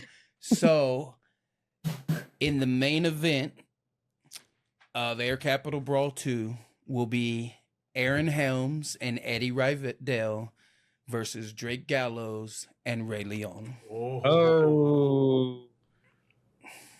Okay, so is it a tag or is it just It is a tag. Oh, Tag team match. So that was a great question, too. That was, Drake and Ray will team up to face Eddie Rydell and Aaron Helms. I think dang. So, can We're gonna you need a get montage. along? I'm gonna need. I'm gonna need a Rocky style montage. I need them punching, like a big slab of beef. I need to get a camera. One throwing like a bucket of water in someone's face, and they're yelling at each other. I need that. Oh yeah, That's what type of energy I It's want. gonna be a water bath. Oh my Like gosh. when Apollo and Rocky became best friends. That's what. Hey, they were enemies. Now it's time to come together. Oh, all right. We Well, got now, Ivan I mean- Drago over here. Yeah, Oh I my get gosh. that too. But like before we move on, like Drake ended up taking the W, right? He did, Okay. which makes Drake the number one contender. Now, I know that he's going to be finding out now after this drops. Okay, so here's my question: is it for the Heartland Championship? No. Okay. It's just a That's tag what I was match. curious. It's Eddie and What? Aaron Helms, which is the champion, versus Chance and Ray, or Drake and Ray. Gotcha. I was like, And whoa, no, what not are we don't No. get too excited. Right. But they will team up and hopefully they'll get along and maybe shut Aaron Helms up a little bit. Yeah, you got little fire and ice on that team with Ray and Drake. Like, Yeah. I mean, Yes. that's it's- Drake yes. is known for being he's hot headed, fiery. Yes. I And you love. got Ray. He's became a cool cat. I mean, that's Yes. gonna be a mix of emotions right there. That's like, that's this whole show all over again, just in one match almost. Right. Literally. Okay. So my first impressions of them like coming down really is, like entrances wise, if we can talk about that, like Yeah. entrance wise, we talked about before how Ray like on point, everything matches. You can tell he practiced his craft. Probably 100 million dives in the shower wearing his wife's robe, whatever. He does it. But so you feel that baby face, you feel that energy, he's the one you root for. But with Drake, him coming out, he was just so dark. And so like I had a sign and it said, I made it and said, "In Ray we trust." And I was holding it and he came around the corner and death glared me. And I was like, every little millisecond, I'm like, I need more behind my sign. Before And that, then he he, poured water on a little oh kid. yeah, he drank water and spit. Like he was not happy. And it was perfect for me because it was just like, that's part of the wonderful elements of being at HCW is just like the talent will interact with the crowd and make you like it's a real front row private show and stuff like that. So, but I love the wrestling style. They took risks. Them being at the very top, punching each other takes a lot of trust in each other to pull something off like that and do it well. So I felt like it was the acrobatics in that match, taking hard hits, and everything like that. I'm excited to see that tag team match. Personally. Exactly. Yeah, that's going to be all the power, all the all the HCW planets have aligned. They're about to go through an explosion. But no, like I said, Drake. I mean, now that we know that this is the first match announcement so far of the Air Capital Brawl 2, so that is very exciting news. Like, Thank you for sharing that with us. That surprises me because normally he didn't drop the main event until like at least like 2 days before, maybe. Oh my maybe a week gosh. is probably the About a week. earliest. About a week. But it's still pretty impressive that like it's going to be that exciting. Like he took We this card and feel- said, "Hey, you know what? I'm going to top it." We feel so That's what I got. so honored. We feel so honored. It will be mentioned in the podcast. Big announcement. Absolutely. Awesome. But let's not shy away from what happened in the main event. That Oh. was, I mean, and it's going to be hard. I It's got gonna be you. hard. We got some rollers here. We got some rollers here. But like, nobody should ever take away from the any wrestler. Like nobody Absolutely. outside anybody at these shows. I don't think. Like that's one of the things that we can give absolutely you not. props about. No, everyone Nobody shows seems up. to walk on anybody. Yeah, there might be like feuds or something like that, but nobody Oh. tries to outshine anybody else. Yeah. Well, it is a bunch of egos sitting around theatrically fighting. So like it's I don't feel like any energy overtops anyone's energy. There are beefs, but it's easily on either side of those characters. You could easily fall for each side. So Agreed. But in the main event, it was for Oh. the Independence Championship. And boy, oh boy, was it. I mean, first, Logan Knight, I mean, I'm not going to say he got screwed because I don't know actually what all happened, but a lot of people think he got screwed not getting the number one contender spot the next week. But I guess something happened with scheduling. I don't know. I'll let you decide. yeah, that's Billy, somebody what's had up? said. That's what For what? Logan had said. He posted on Facebook. He's like, I don't know why I'm not getting the number one contender spot the next week. When He he lost though. No, he had won the number one contender spot like two shows before you had made a match. Like that was what it was. It was for the Independence title, and you gave it to Chance before. Listen, Logan's got to earn his time. Like he got suspended, so that cost him a little bit. This is before the suspension. And yeah, he'd won the number one contender, and that's why he got the opportunity when he did. He Oh, it just was had to because face of the his suspension? suspension and stuff like Oh, that. I thought it was 2 shows before that. So, and then Chance is a fighting champion. He don't care who it is. He's gonna get in the ring and he's gonna show out. Agreed. Yes. And he did. These are personas that definitely are like very elaborate and very engaging to the crowd, and it's one of those things like you could just have fun with either one of them. So it definitely brought. It was a main event. It was something we all loved, but it also like decompressed us and got us like, yes, what a great show kind of thing. And because it was. Of course, we're in mob mentality, but it's being broken by laughter and character, comic relief. Well, For sure. Yeah, Logan did bring the comedy a little bit. I think at one point in time he was like, Chance, why are you so sweaty? yeah. And then someone shouted out, You suck. You suck, and so does your mom, or something like that, Perfectly Everybody timed. heard That that. pen it just got quiet for a split second, and then everybody just erupted in laughter. Yes, it's one of the, and then they're both great. Yeah. Like fighters. Oh, like yeah. so many great moves, so many wonderful like stunts and everything like that. It was a great way to smash the greatness of Block Party. And I'm a big fan of a super kick personally. I love Shawn Michaels, and anytime I see to anybody do a super kick, I'm like, yes. And So Chance just- throws a very pretty one. yes, He does. It's gorgeous. Gorgeous. Oh my gosh. Yeah. Almost as gorgeous as his fiance. I must say that. But one thing I did also love, like I said, it's very easy going back a little bit to interact with these two. One thing I just kept yelling at, because I'm a big Chance fan now, since knowing him better and everything like that. I'm more of a Chance fan, so I was really yelling at the heel, and I just kept saying weak. And then all of a sudden you hear these kids in the background behind me start saying weak, like weak, and the kids weak, and then he starts smiling, laughing at the fact that there's kids like just laughing with it, ready to trash talk him too. So it was That's just fantastic. a good energy end of a night show. Yeah, it was a great main event. Like it was. Yeah. I mean, one, it went a lot of people's way. I mean, this was that final cap. They're like, all right, now we can go home and go to sleep. Yeah. Like that was. I mean, that's really what it told a lot of people there. They're like, okay, we can go to bed at least knowing that half of it went our way, or a quarter of it went our way. Right. And Just a quarter, but we'll take it. I felt like it was one of the greatest, like it was very wonderful way to celebrate a block party. It was a block party. Yeah. And I was nervous about Chance and everything like that. Is he going to win? What?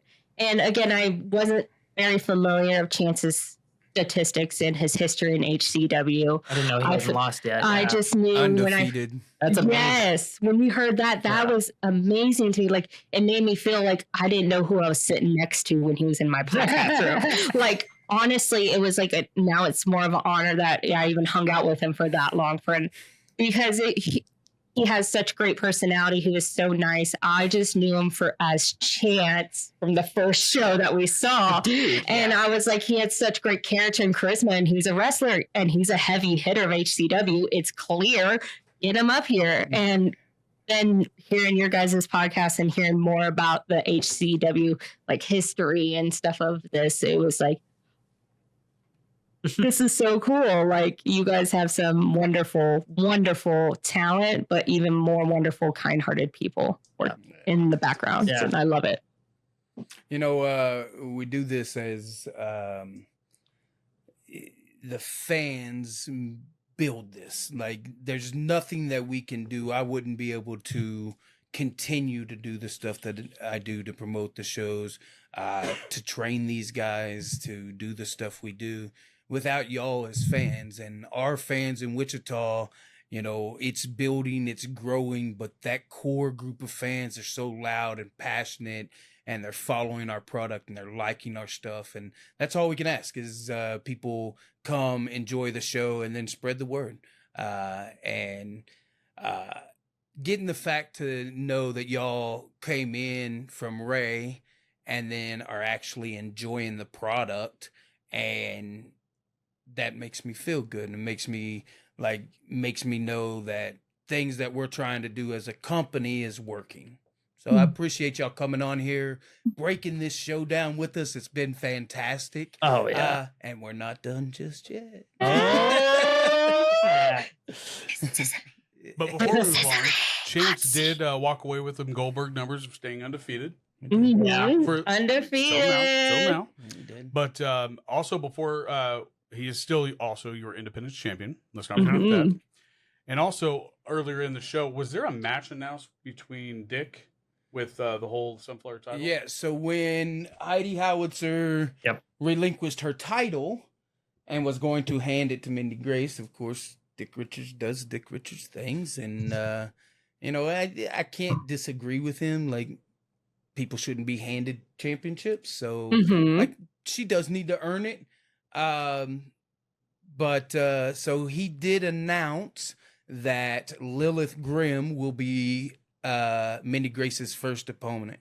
So if you get an opportunity, go check Lilith Grimm out. Absolutely. She's from Colorado. Mindy's got a mountain to climb. She's gonna get over this one. So go check Lilith out, and of course y'all know who Mindy is. So I think this match will be a hit. Awesome. We're very excited for Absolutely. Sad to hear about Heidi and her injury, though. We never like to see our wrestlers hurt like that. Taken out. It's unfortunately like y'all said, like we theatrics and stuff, but the amount of punishment and abuse our bodies take as wrestlers is, you know, it's up there. And Absolutely.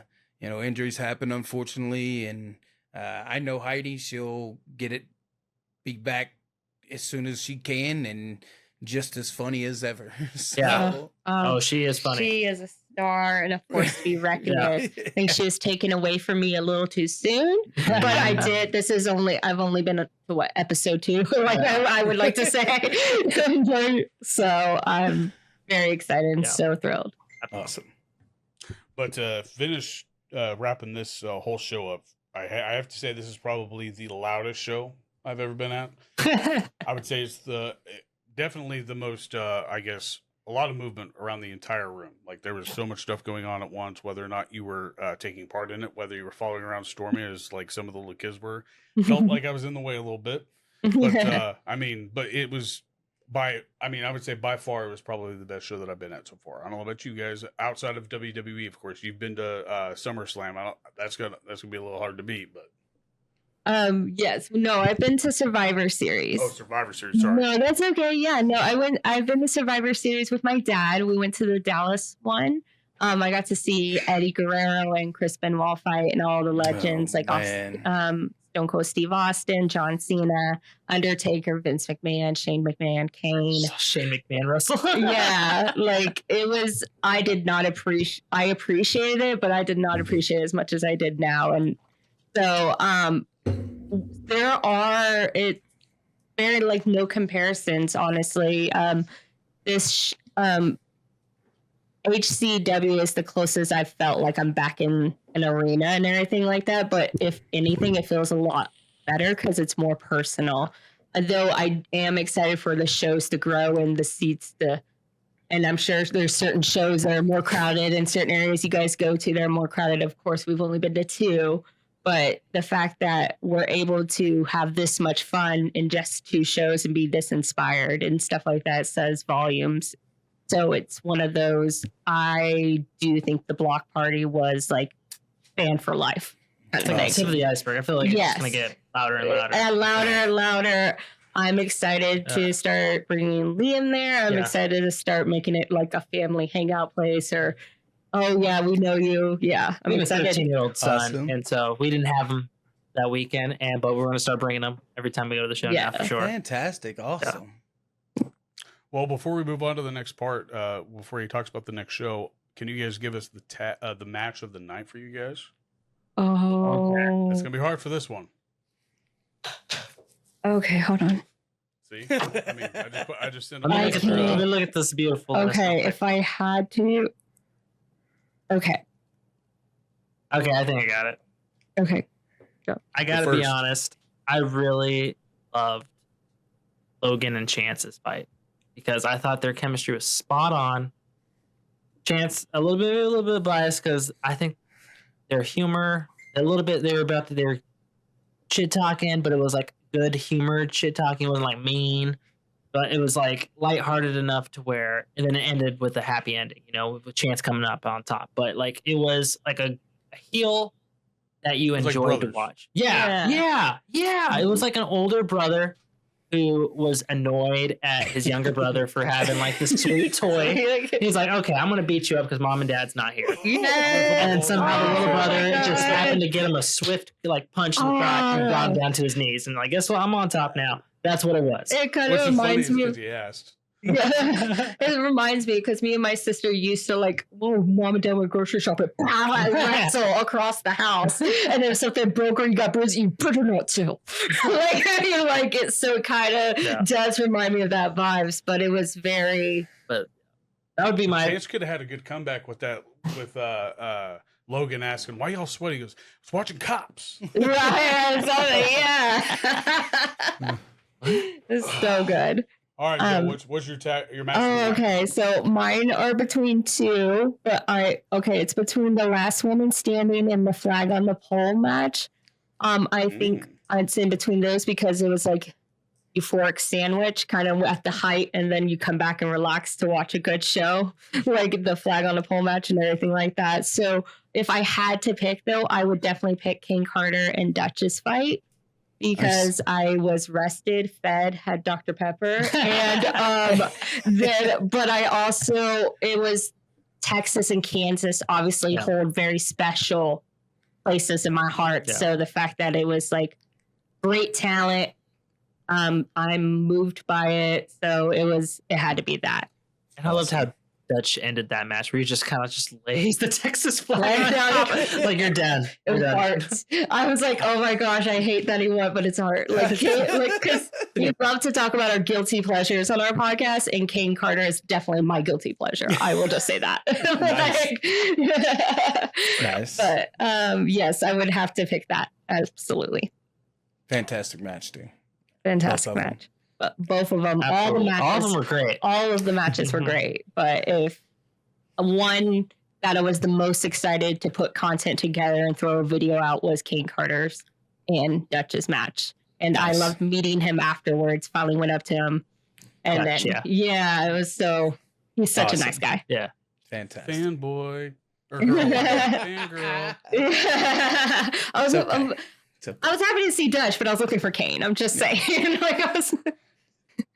But no, Billy, why don't you tell them next show information, date, and also we just announced 2 matches one was announced at the show, that is Mindy will be wrestling Lilith Grimm for the Sunflower title. No. So Dickie said if she wins, she advances to another match. If she loses, then Lilith advances to another match. Always them stipulations. Okay. Always stipulations. I got it in there. See, Jeez. that's why he's slick. Yeah, so he's slick. We love it. All right, it's a Wow, perfect that's- way to climb those mountains and earn your keep. But Dylan. next show will be Lilith Grimm versus Mindy for them to move on. And then you just announced a huge tag team match between Aaron Helms and what was the other? Eddie Rydell. Eddie Rydell versus Ray Leon and Drake Gallows. Mm. And that's I'm all so taking place excited. when? September 21st, Osage Rec Center. And we are doors open at 5 o'clock for VIP, 5:30 for general admission. And like always, we're going to be loud. We're going to have fun. And we'll have some fans to try to keep us cool. Oh, yeah. We'll be there. We'll be there. That's my mom's birthday. Happy birthday, early mom. Happy birthday. Yes, it'll be my mom's birthday. That'll be a perfect way to celebrate without her. She lives in Texas. Oof, that's a drive. Right. I'm no HCW show. I But guess it's we a love good you, mom. excuse.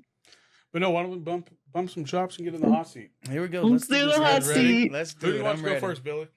Whoever. Y'all Hey, y'all you guys are decide. the I'm guests. good. You guys. Okay. You're the guest. You shoot. Okay, I got a question. All right. Ah. So I've been boning up recently, listening to some wrestling podcasts.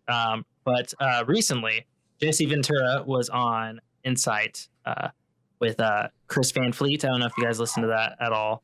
Pretty good interviews. But what Jesse Ventura said was that WWE is making their wrestlers into actors with scripted back interviews and promos, opposed to I was just wondering if you guys agree with that. Like, do you feel like televised wrestling is becoming more of like a directed show opposed to letting wrestlers be the personalities that they are? You know, that makes sense. If I'm Yeah. That makes great. Yeah. So That's my perspective is this. It had went to that. It had went for a long time where everything was, you don't get to talk freely. You got this, you got this, you got this, which is like everyone has their own way. But now that Triple H is on the head of talent and putting this together, he's giving people more trust with the mic, open stuff. I think the direction we're going with wrestling in general is such a great upswing right now that I can't help but just smile and enjoy the ride. I mean, I agree with you. How it came off was like Jesse Ventura was really angry. And like, He's also a little off his rocker. Let's not. Yeah. Well, and coming from an old school, I've been wrestling since 2001. I was trained by Private Terry Daniels, used to tag team Yeah. with Sergeant Slaughter back in the day. Cool. And I've got to see some kind of generations, and when we was coming up, like today to get into wrestling is a lot easier than it was back then. And it's even, you know, there's promotions or, you know, small feds or small training facilities all over the country now. So Jesse comes from a time where you had to be tough as nails. If you weren't huge, jacked, and looked like you could just destroy somebody, Yeah. then they didn't want you in the business. And you know, the psychology and the entertainment is what everybody looks for now. If you want to watch people fight, there's a huge platform called the UFC. Yep. If you want to watch people wrestle and invest into a story, wrestling's where you need to be. I mean, I So, Amen. It's like amen. That's a very well said. yeah. And I mean, I hope his perspective changes. It sounded like it was a lot of hurt from, you know, the Vince McMahon era. And like with Triple H being in charge now, I've seen it. Like, I'm back in WWE like more than ever before. And like, It's it's got me hooked. I'm like, we got to watch SmackDown. We got to watch Raw. And Mhm. guess what? I'm going to wake up early so I can watch SmackDown before the pay-per-view. We got to do it. Yeah. I'm a completionist. Yeah. It's definitely more tasteful. I've talked about it with Ray Leon and Chance before that we feel wrestling today is a lot more freedom of creativity. Recognizes women better. Hey, Junior. I know. I'm sorry. No, I don't disagree. They yeah. really highlighted the women's division from go wrestle in some pudding or go do this bra and panties Right, match bras and or panties, brown. go Yeah. do this and this. Which don't get me wrong, like Lita was a fantastic athlete and wrestler. Trish Stratus, fantastic athlete and wrestler. Like there was so many people back in the day that busted their ass for that women's yes. division that helped get it to where it is today. Absolutely. You know, and then Charlotte Flair comes along and Becky Lynch and all the ones that are really helped kind of set that standard. Absolutely. And kudos to WWE to finally saying, you know what? These women can be just as big as stars as these men. Here's the platform. Go do it. I love that. And in some cases, they're even better. Like, Bianca Belair is amazing.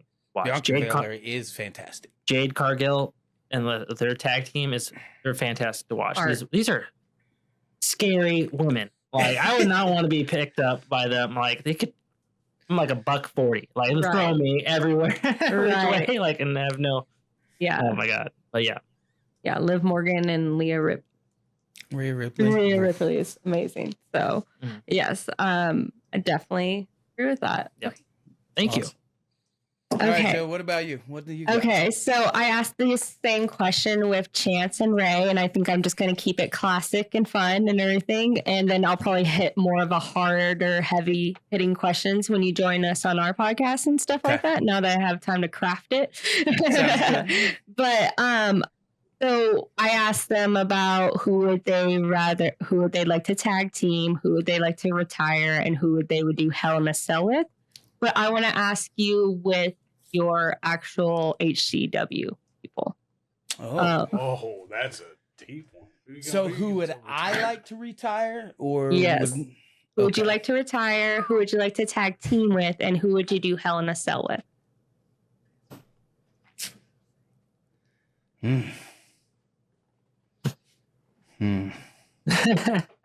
I've teamed with Chance once before. Oh.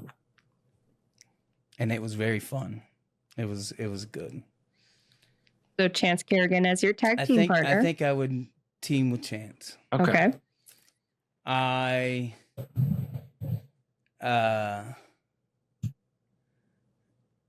Drake Gallows for retire. Oh. Wow.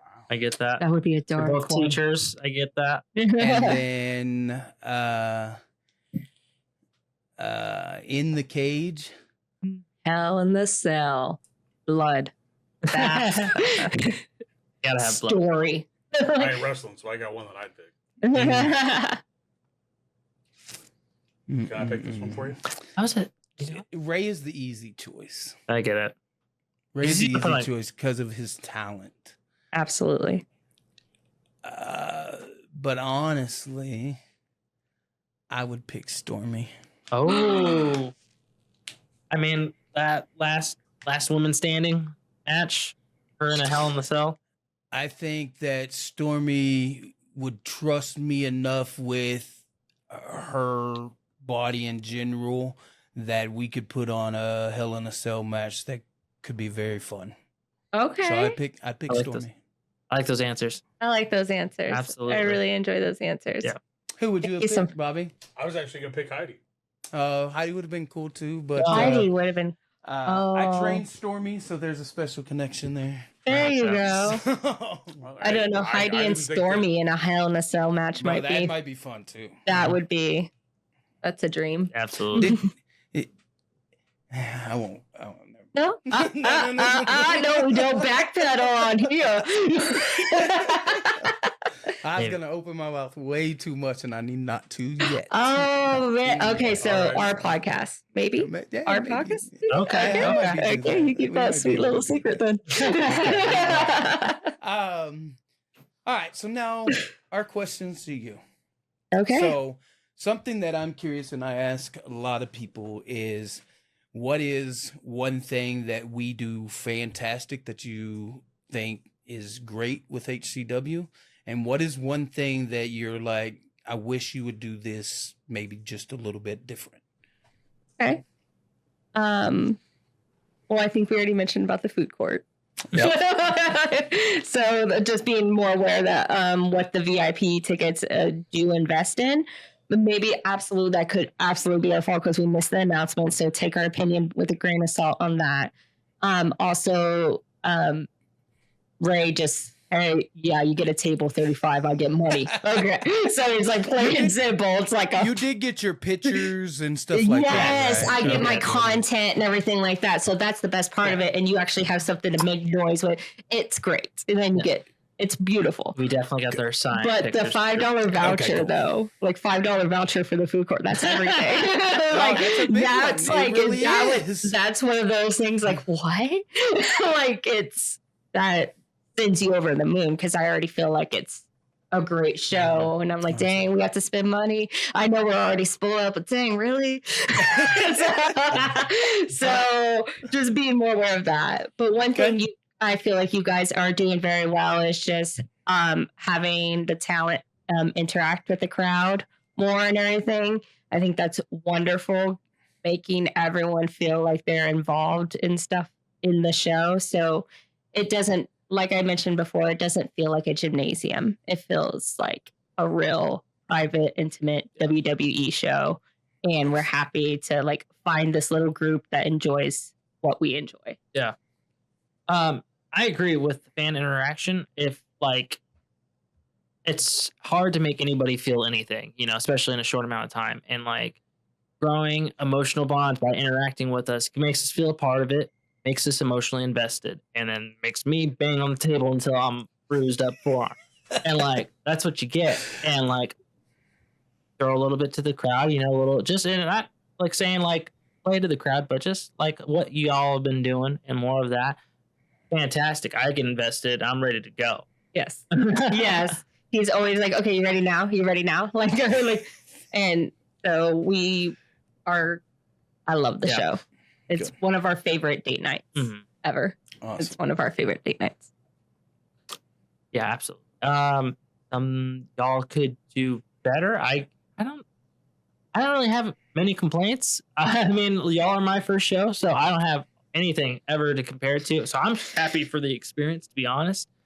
And like, I'm ready to see it grow, really. Yeah. And like, because it just feels like we're right at the beginning. We're going to see this baby get big. It's going to get crazy.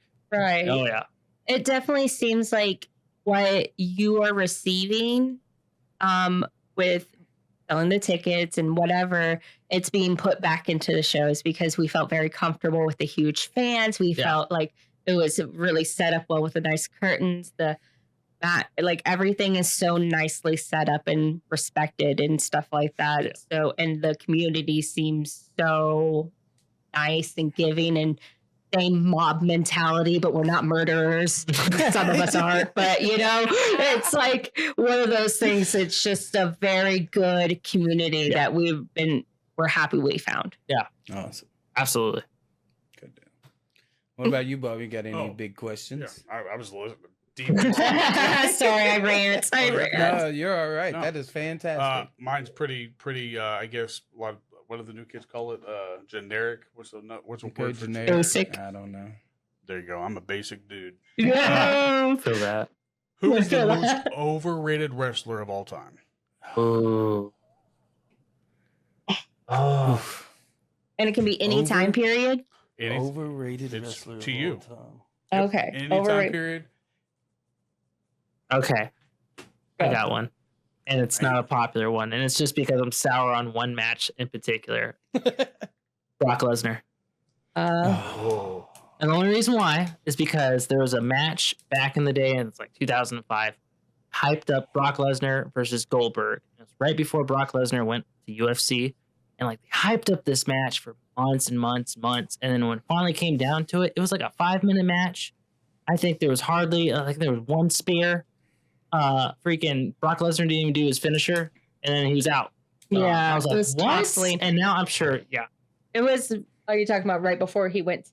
Yeah, UFC, yeah. Yeah. Mm-hmm. And so, like, because of that, he's always had this, like, dark cloud over him. And I can admit that he's done some amazing things. Oh, yeah.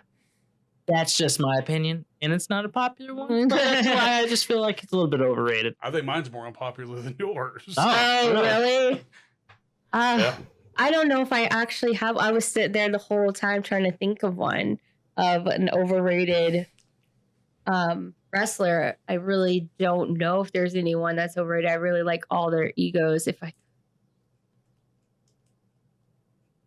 I really think right now, I currently, and maybe it's because I'm just not. Who's Scott Steiner's nephew? Oh, you don't like Braun Breaker? I just feel he's a little. I'm just like, I don't know. I'm not a huge fan of him right now. I'm not following his Little Steiner? little Stein. I don't know, man. I'm just like, you have the belt. Why? Well, they are trying to rename the Frankenstein. Oh, Logan Paul. Logan Paul sucks, yeah. But hey, he brings What? great business. Why was that not my first thought? Yes. Why was that not my first thought? Logan Paul is the sweat and I like Braun mold Breaker, though. in Logan Paul is the sweat and mold in a homeless Oh, that's man's a clip. pants. Can I try to break your opinion on that? Oh, and I know I feel this, but Ray and Chance did soften me to it, but I am willing to hear a perspective. Go. So from my perspective, Perfect. there's been a lot of celebrities that walked into this business and gave it a half-ass wink, said, I'm here, pay me my money, and left. Logan Paul has been busting his ass since he stepped into the WWE to hone that craft. To me, that means more than how good he is right now or how bad he is right now. Very true.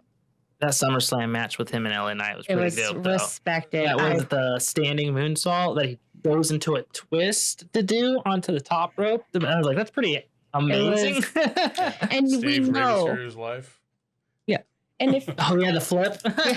and if you know, like, I know some of Logan Paul's more through his YouTube history as a millennial as I am, from his YouTube history and everything like that. And if you saw the Grand Tour of his house, he's had a ring in his backyard for years. Yeah. So he's always been wanting, and you could always see that it was a goal of his to step into WWE. I don't know. Maybe I just feel I didn't like him as a YouTuber. I thought he was a big douchebag as a YouTuber. Right. I was like, he's those people. You're like, people are rich for being assholes.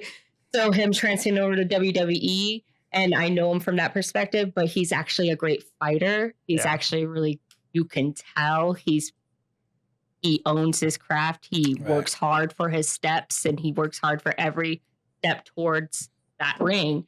Facts. So it's just me trying to be like, I love to hate him. And obviously he's doing a good job. That's what he wants to be as a heel. Absolutely. So I give him his flowers, but fuck you, Logan Paul. Mine,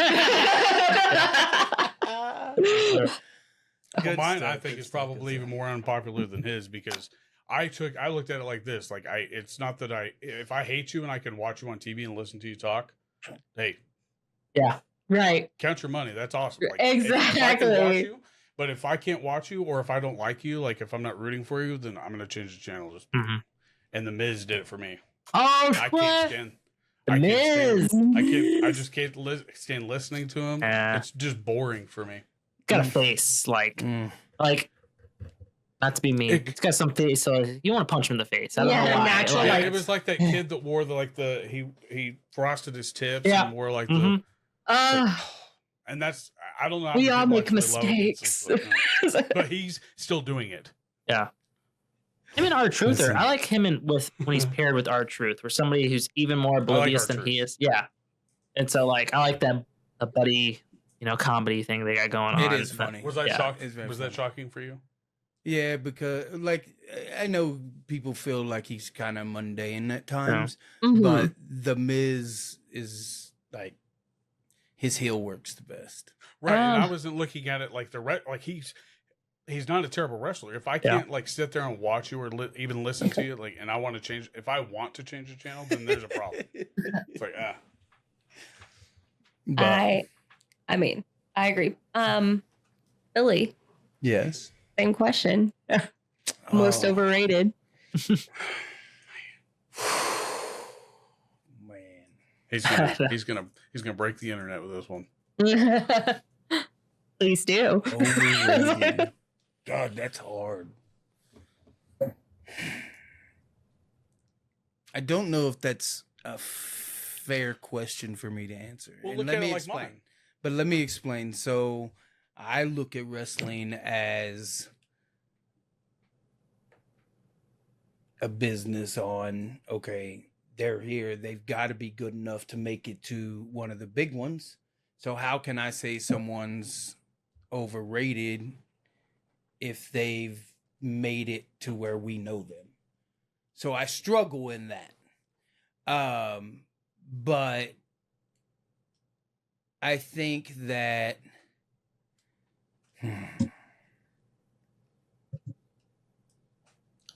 I don't know if I have. Well, an answer last to week that. I asked him who was the best heel of all time. How about you say Yes. who made the worst heel? Who made Oh. the worst heel? Yeah. Oh, that's a great That easy? reverse. I like that table turn. Okay, Viscera. that's not a bad. I can answer Viscera. that one. That one's the answer. Did you say The Rock? No, I said Viscera. Do you guys remember Viscera? Oh, poor Viz. I know. Golly. It was just awkward with him His and neck Trish broke, though, Stratus. when he thought you said The Rock, he was like, "Did you say The Rock?" No, I know, I was that's like- the heel. Especially him and his final boss now. It's terrifying.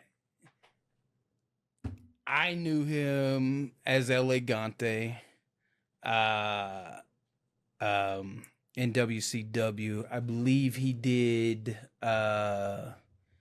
he wrestled as part of the Misfit group back in the day with ICP and them.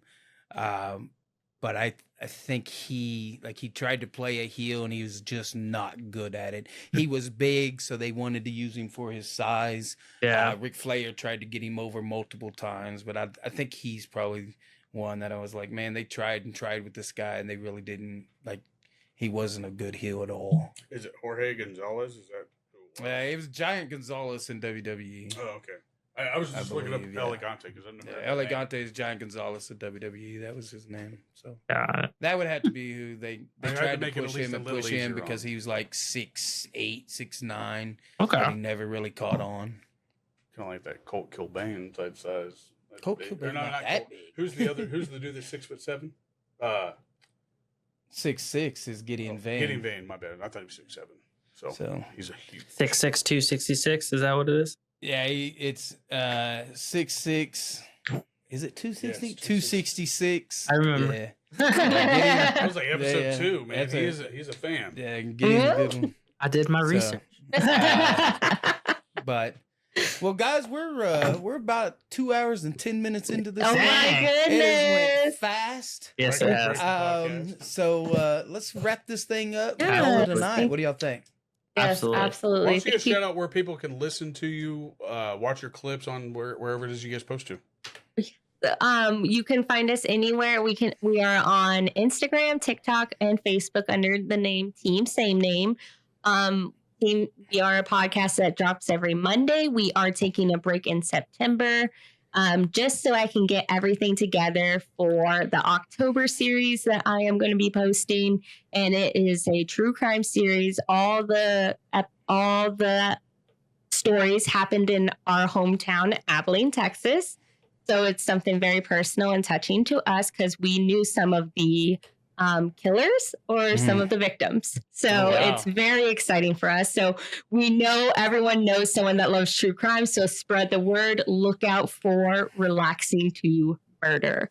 Nice. And that is going to be what we're coming up on. And we're so happy and grateful that you guys have invited us on this show. It has been Absolutely. so much fun.